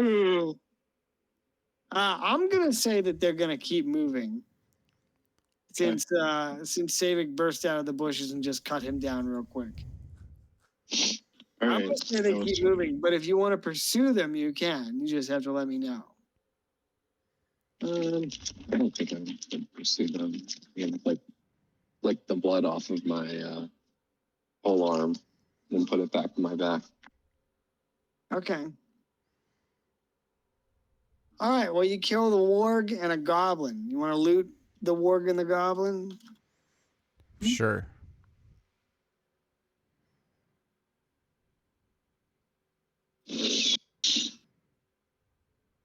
You know, I designed a whole system around how Darren could harvest parts from creatures. Well, Guess it's a not. shame Darren's not here to enjoy that. Maybe What? he'll.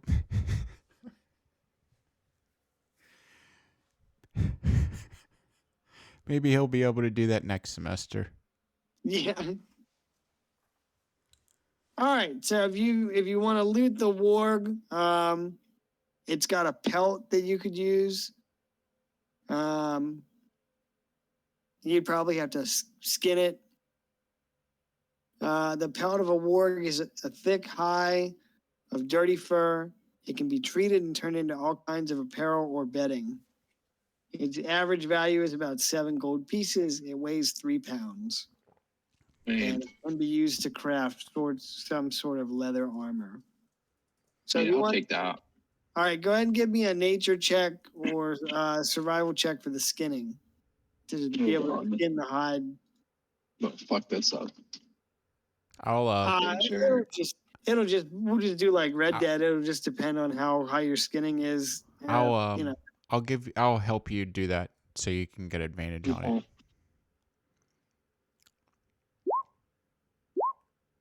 Mm.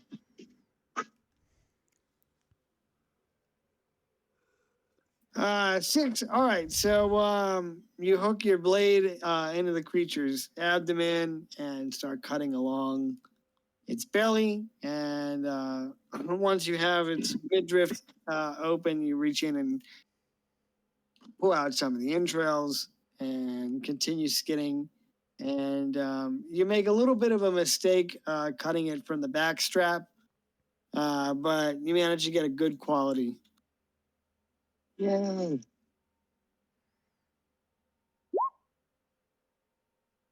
Not Is this great. like Monster Hunter? I honestly am trying to introduce some monster harvesting for people if they want to.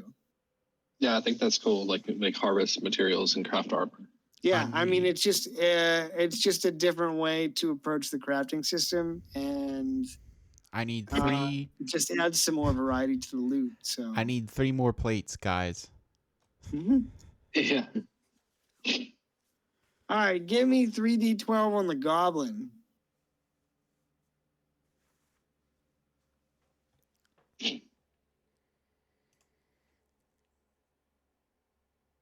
hold on. Oh, 12, 9, and 12. Oh, you gotta be fucking kidding. magic items.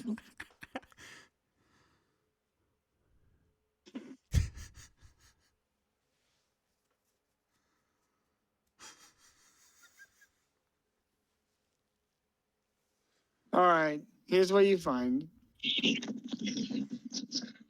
A small cage with a pet in it. It is going to be a...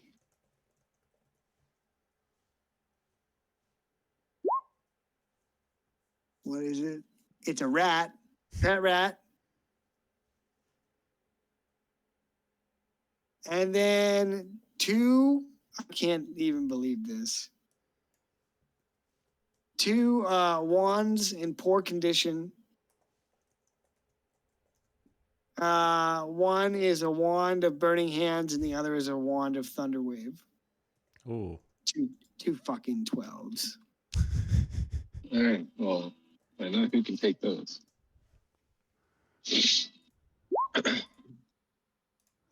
They only have 1 charge, and they can be used to cast once per day.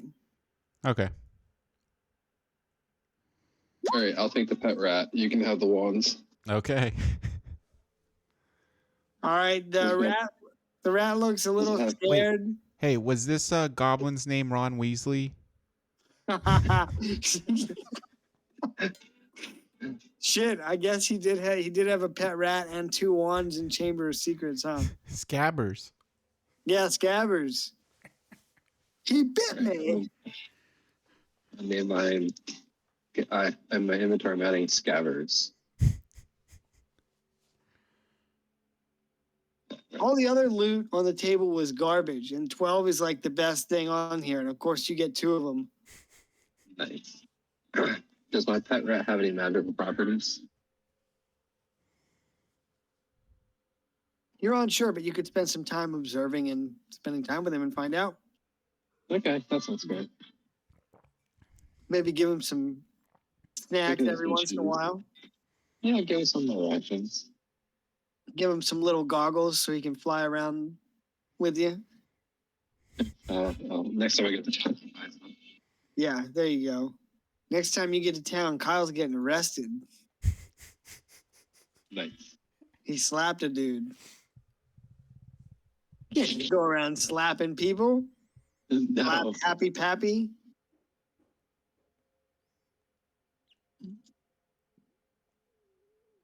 All right, boys. So that's what you get from the battle. Do you want to do anything or continue moving on? I mean, I'm fine with continuing moving on. Yeah. All right, we'll play. We'll play for like 15 more minutes, and I'll call it. All right. Sure. All right, let me move back here to the world map. Let me get some music turned on here.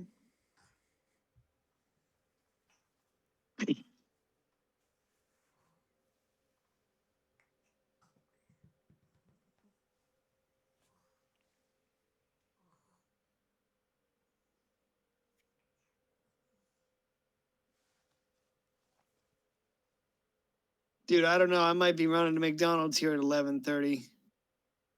Better hurry up before they close. McDonald's closes? Yeah, they don't stay open 24 hours anymore.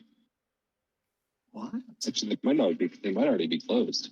Well, forget it. Damn it.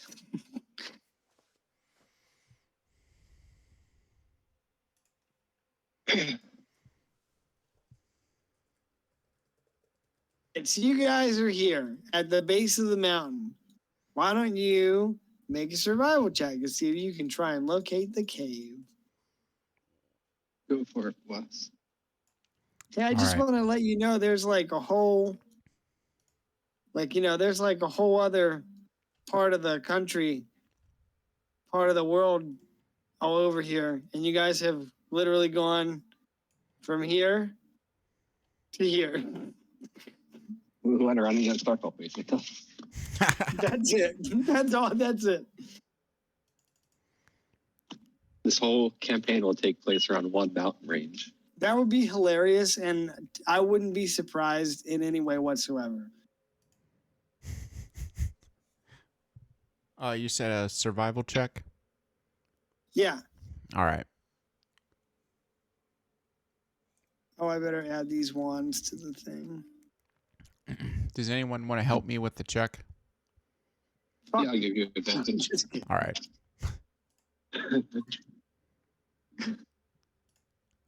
What the fuck are you doing here?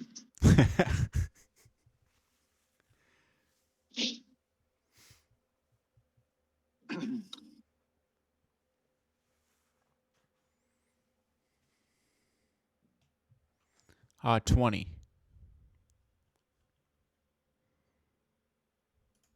Shit, okay. With a 20, as you look at your map and gaze upward at the mountains, you need to, looks like you need to trek upwards a little bit, overland.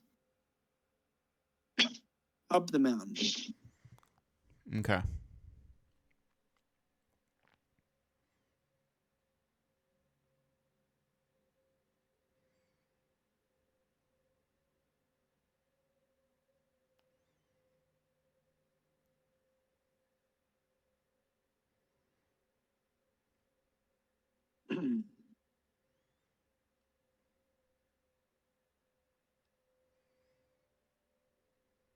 All right. We move up the mountain.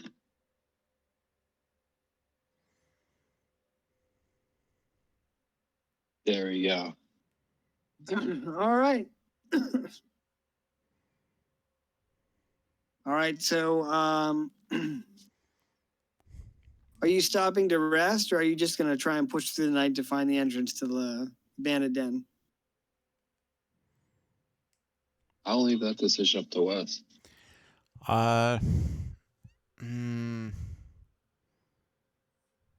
Yeah, let's stop for the evening. I don't want Okay. to force exhaustion. Okay.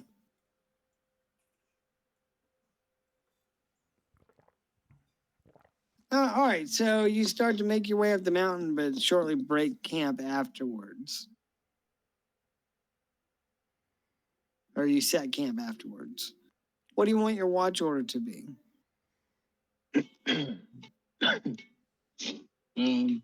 I don't have dark vision or anything like that, so Yeah, I'll Hey. I can go ahead and take whichever watch. I'll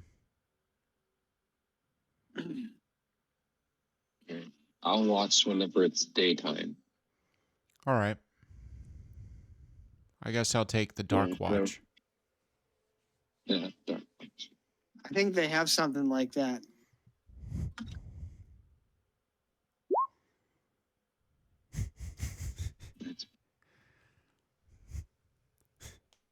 I want to get goggles that like let me have dark vision. And I have goggles, so it's cool. I guarantee you could get something like that crafted. I'm sure. There's an artificers guild in the city. Yeah. All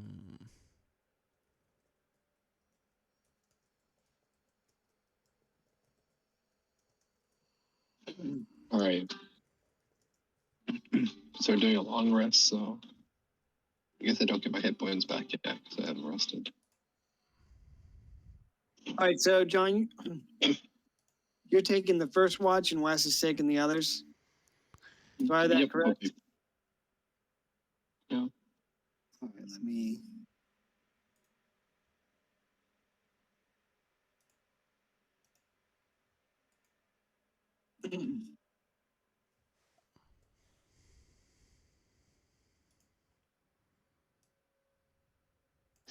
Yes, that's exactly what I mean.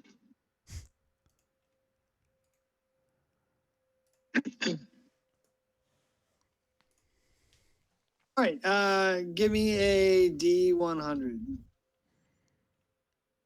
Okay. Oh, please. 93.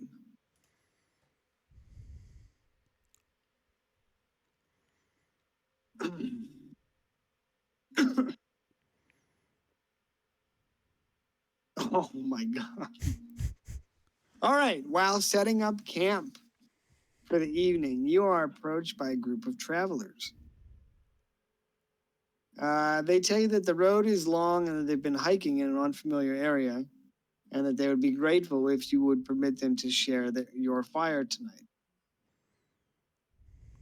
They say they mean you no harm and that they would be glad to pay in coin, food, or other goods for the safety of for strength in numbers and the safety of a campfire. How many of them are there? 3. Okay. 3. Yeah, there's 3 of Yeah, them. I was like, all right, yeah, you guys can stay. Just don't do anything suspicious.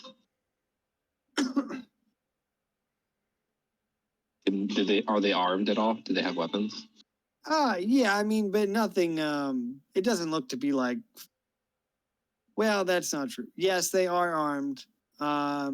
It looks to be middling quality weapons, but I'll ask them if they want to. I'll tell them if they want to. Go ahead. I was just gonna say one amongst them has a fine quality weapon. I'll just tell them like if they want to stay, they have to toss the weapons aside. Okay. They confer amongst themselves for a few moments, and then turn to you and nod their agreement. And they say, "We'd be glad to." Okay. Then you may rest here tonight.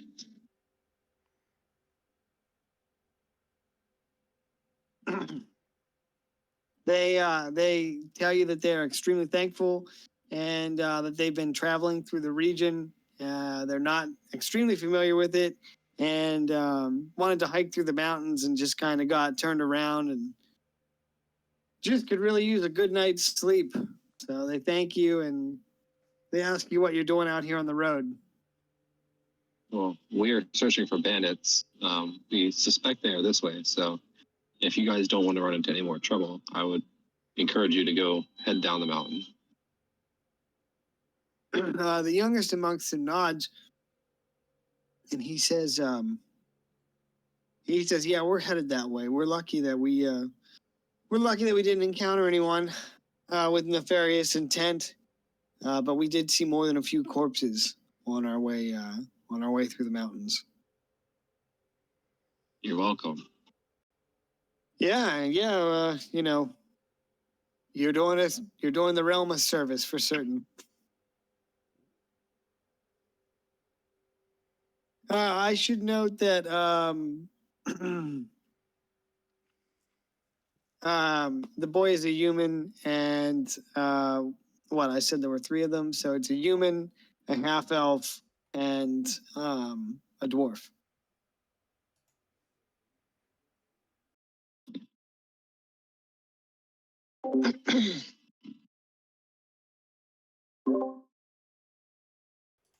So while you're sitting around the fire, they ask you, well, what are you guys having for dinner tonight?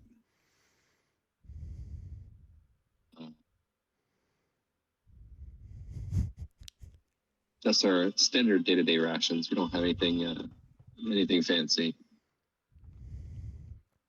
They dig in their packs and produce all manners of vegetables and sweet wines and some salted beef. And they say, well, we were going to throw this together into a stew if you're interested.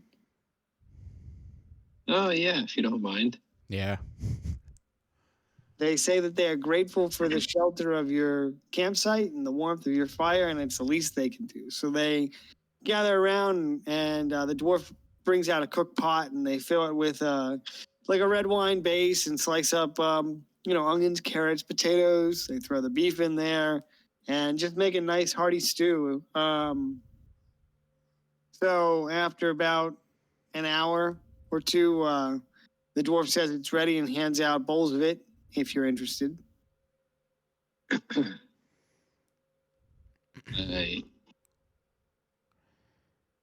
Yeah. Oh, sorry, I was watching a video. Yeah, I I'll eat take the some. num-nums. Okay. To your surprise, it's quite good for wilderness food. The wine base with the potato and onion are pleasant, and there was just enough salt on the beef to give the stew a little extra flavor as it cooked. So it's a hearty meal to drive the cold away on a chilly night in the mountains.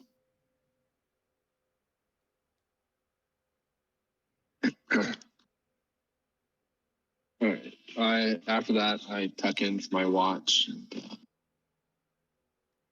yeah. Okay. All right. So you turn in, and several of the humans' companions turn in. The elf is just kind of sitting up on guard duty, and maybe the half elf strikes up conversation with you, Savik. Talks to you about your lineage, your homeworld. Sure. I want to ask him a few questions about, how, in his own personal experiences, what's the arcane like in your experience around here? I'm conducting a study on how early inception of magic has come across the world. He strokes his chin and takes a pull from the bottle of wine that was used for the stew base, and thinks on it. And he says, "Well, it's relatively a new thing. Magic in the world just came about after the last war. So you could say there are prodigies within the realm for certain, but it's largely a new thing. I'll tell you that I've heard whisperings that the king of Aurelis has enlisted the battle mages into his military, and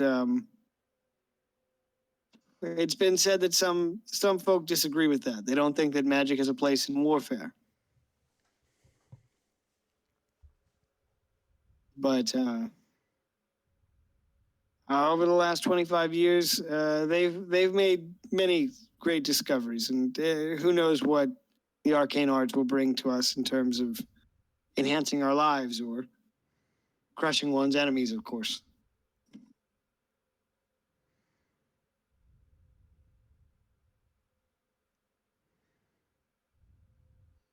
Did that answer your question? Yeah. Oh shit! Did John drop off? No, I'm still here. I just had to update Edge. Oh, okay. All right. Well, he places a hand on his chest and he says his name is Mythos Tariel. Mythos Tariel. Yeah, Mythos. Mythos thirsty. I'm going up. That's so funny.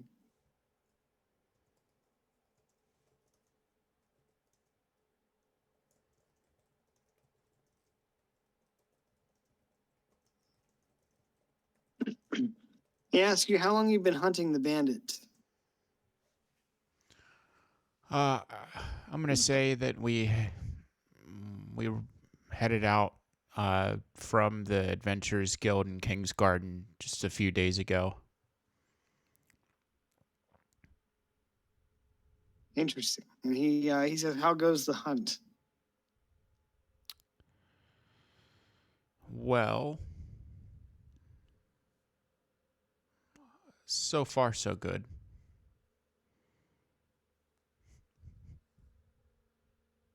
Good, good. I'm gonna give him a bit of a vague answer. Sure. He says, with these bandits, it's always best to just put them down. Put them in the ground where they belong.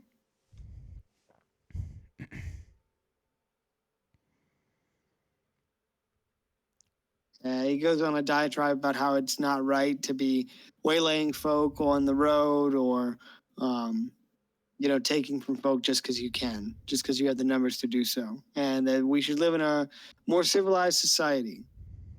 He says, like we do back home.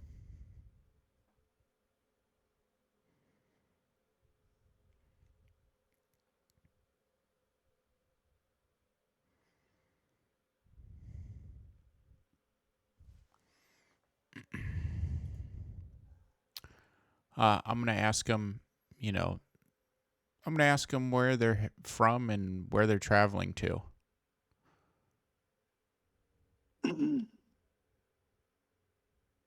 He says, well, I'm supposed to be keeping it a secret, but the young master there, he tilts his head towards the tent where the human is sleeping. He says he's the son of a duke of Ashmark. Wanted to get out and see the world, so my companion and I came along to serve as protection.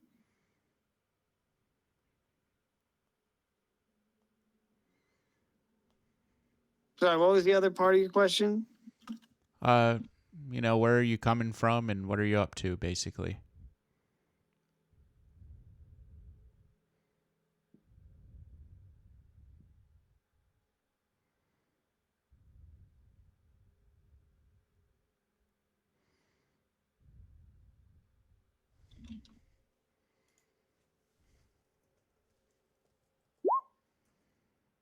So he's the son of the son of a Duke of Ashmark, traveling the continent during the days of peace, and they're looking to get back to Kingsgarden for the tournament. Oh, okay. I'll strike up a little bit of conversation about the tournament and say that our group here is planning on participating in it. Sorry, can you repeat the last part again? Yeah, that our group here is, shortly after we dispose of the bandits, we're planning on attending the tournament and competing in it. He smirks at you and he says, truly. Yep, just look for us. We'll be wearing the heart tabards. We shall. We'll cheer for you as loudly as we can. Although not if you best any of our champions, of course. I'm sure you can understand. Certainly. He says the people of Ashmark aren't necessarily known for martial prowess, but Okay. we do what we can.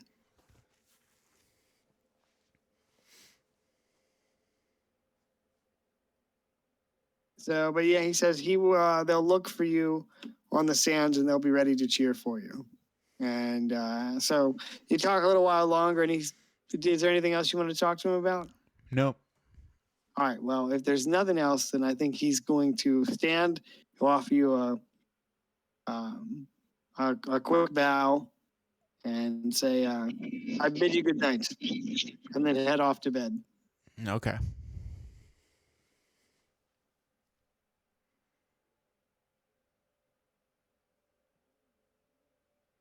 All right, Savik. So the rest of your night passes without incident.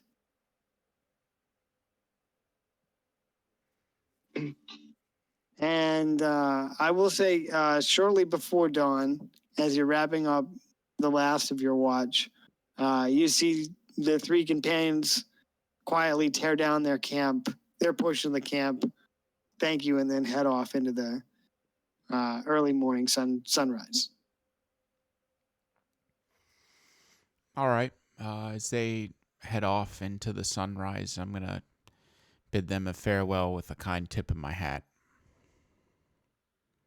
They wave goodbye and say that they will look for you at the tournament. Okay. I'm going to reply back with safe travels. All right. So with that, the night passes without incident. Just some social commentary on stuff, and yeah, he was the son of a duke. Nice roll. What? So that was a good roll. No random encounters. Yeah, I mean, it could have been anything, right? Yeah. Instead, we got a nice meal and some good conversation. Yeah. It could have been a dude growing a pumpkin with the bones of his great uncle or something. And Bessie, the horse. Poor Bessie. Oh, no one attuned to that. No one attuned to that riding crop, did they? Not No. that I know of. I'm not going to. I'll trick someone else into doing it, I think.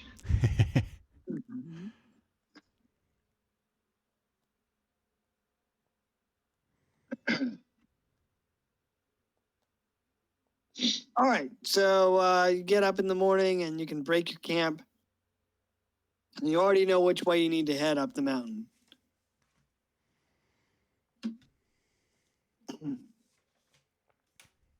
So, is anybody doing anything in the morning before?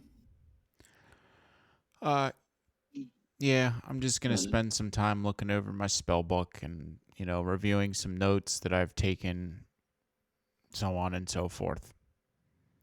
Making sure my owl familiar is up to snuff. Okay.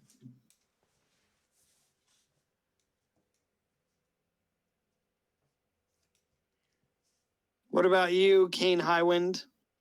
I think he just wake up early and start sharpening his polearm, and then get some early morning exercise and be there in the morning. Okay. All right, so you spend the morning looking over your spell book and maintaining your weapons. And when you're ready, you could break camp and begin your trek up the mountain. You don't have to move or anything.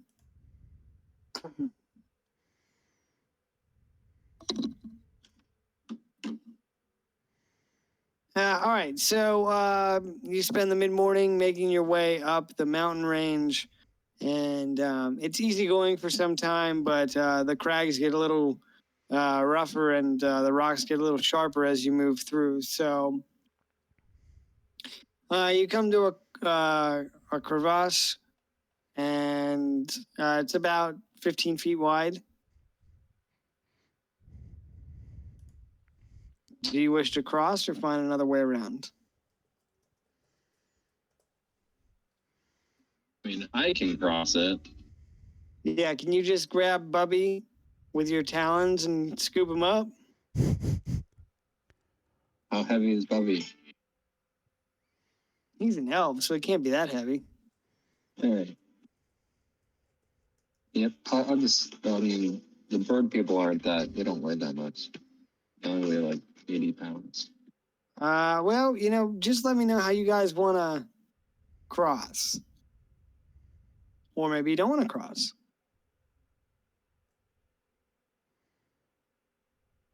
All right, Saber, do you want me to carry you across this ravine here? I've tried to. Sure. What's your carrying capacity, I wonder?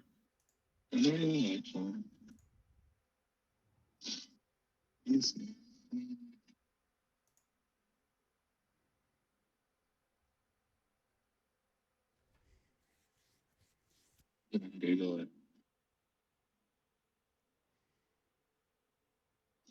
150 pounds. With a strength of 10, Karakara should be able to carry 150 pounds, which is a lot. 150? Without flying. Yeah, I probably only That's what weigh about I was- 145, 140. And I have 16 strength, so I can do it. Yeah. Cool. All right. Well, All right. then you can, yeah.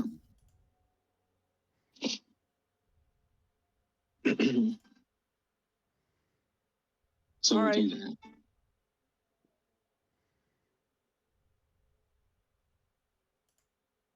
All right. So you scoop Savik up and just kind of puff and carry him across the the gap there, and you cross without incident. Yay. All right, so continuing on, you make your way further up the mountain, and eventually you come to the opening of a large cave. I shout in, "Hello, is anyone there?" Okay.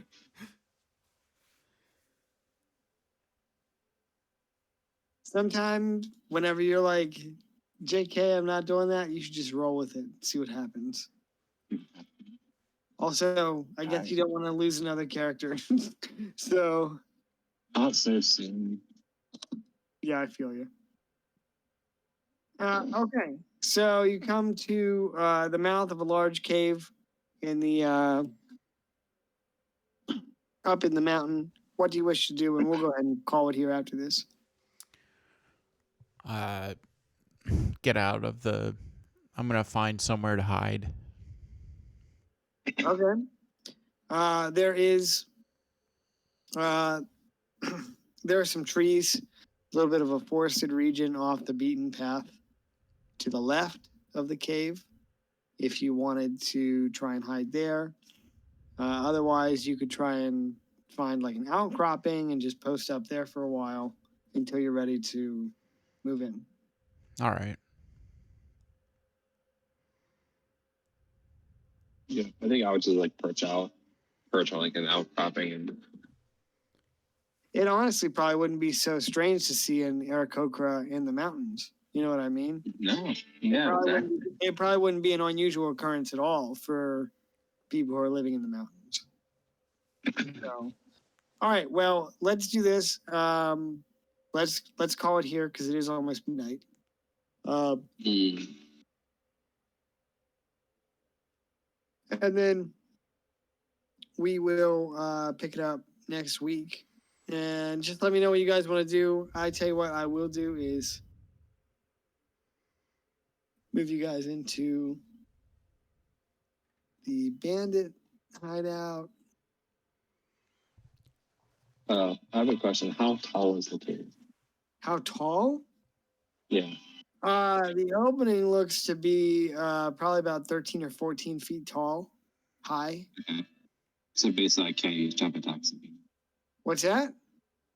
I said, so like I can't really use jump attacks in here. Well, you don't know how big it's going to be when you get inside, right? It could open up. TARDIS. What's that? I said it's like a TARDIS. Sorry, Yeah. Doctor Who reference. No, it's good. It could open up into something more, you know? Yeah. Okay. Well, we'll play it by ear and see. All right, I'm just going to move you guys over here on the map so you can get a little. I mean, there's really nothing that you can see.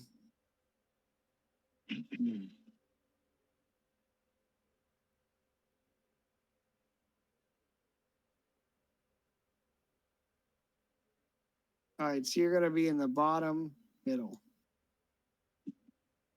So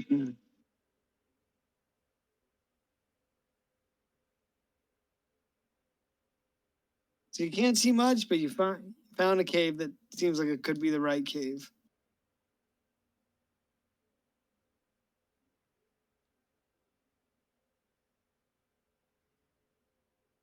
All right, and I think we should call it there because it's late. And Yeah, man. Did you guys have a good time? Yeah. Yeah, man. Sorry for the late start. No, it's good. I just modified the evening a little bit, and Yeah. I really hope the encounter was fun. I'm more happy that we got to play. Yeah, me too. Yeah, dude. And I really wanted to roll out the Headless Horseman, and I was like, "Fuck! If I don't do it this weekend, then people are gonna be like, why are we doing this like first week in November?" You know? Right. Yeah. So I'll give you shit. So. yeah, it would be Kyle. It would definitely be Kyle. So, but yeah, dudes, awesome, and hopefully we can wrap up the Bandit arc next week. All right. All right. All right, buddies. Let me know if you have any questions about items or anything or whatever, and I'll chat with you guys tomorrow. Sounds good. All right. Sounds good. Later, man. Later, dude. Thank you, guys. See you, John. See you, guys. Later, John Boy. All right. Yo, did you enjoy the session, dog? I got a cursed Vorpal blade, dude. Yeah. I'm half tempted to hang on to that for the remainder of the game. Yeah, I mean, it's a level 2, +2 weapon at level 5 is pretty OP. Yeah. The only thing I got to watch out for is that 15 wisdom save. But even then, Yeah. it's bad, but it's not like Berserker Axe bad. Yes. Yeah. So, and, the auto decapitation on a critical hit is really nice. Yes, it's extremely powerful. I don't think that I need to think about how I'm going to work it with like a boss encounter against like a humanoid. That's the only thing. Right. I get a little worried about that. Like, I don't want to break the game. You know what I'm saying? Right. So, but we can talk about it more. So, but yeah, I was really excited to have him drop the sword. And then I thought, well, somebody's going to take that sword. And then I was like, well, it needs to be cursed then. Like, I'll do it. so yeah, dude, I was stoked when you were like, yeah, I'll do it. Awesome. Best news ever. So, I need to come up with a name for the Duke's son. I haven't really thought too much on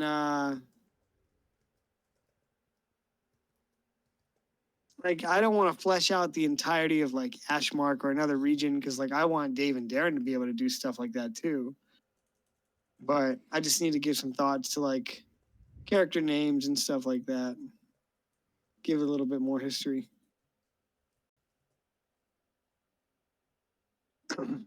Anyway, brother, I'm glad you had fun, and I will chat with you tomorrow and see you on Friday. All right, sounds good, Klein. Later, Petey. Take it easy. You too, buddy.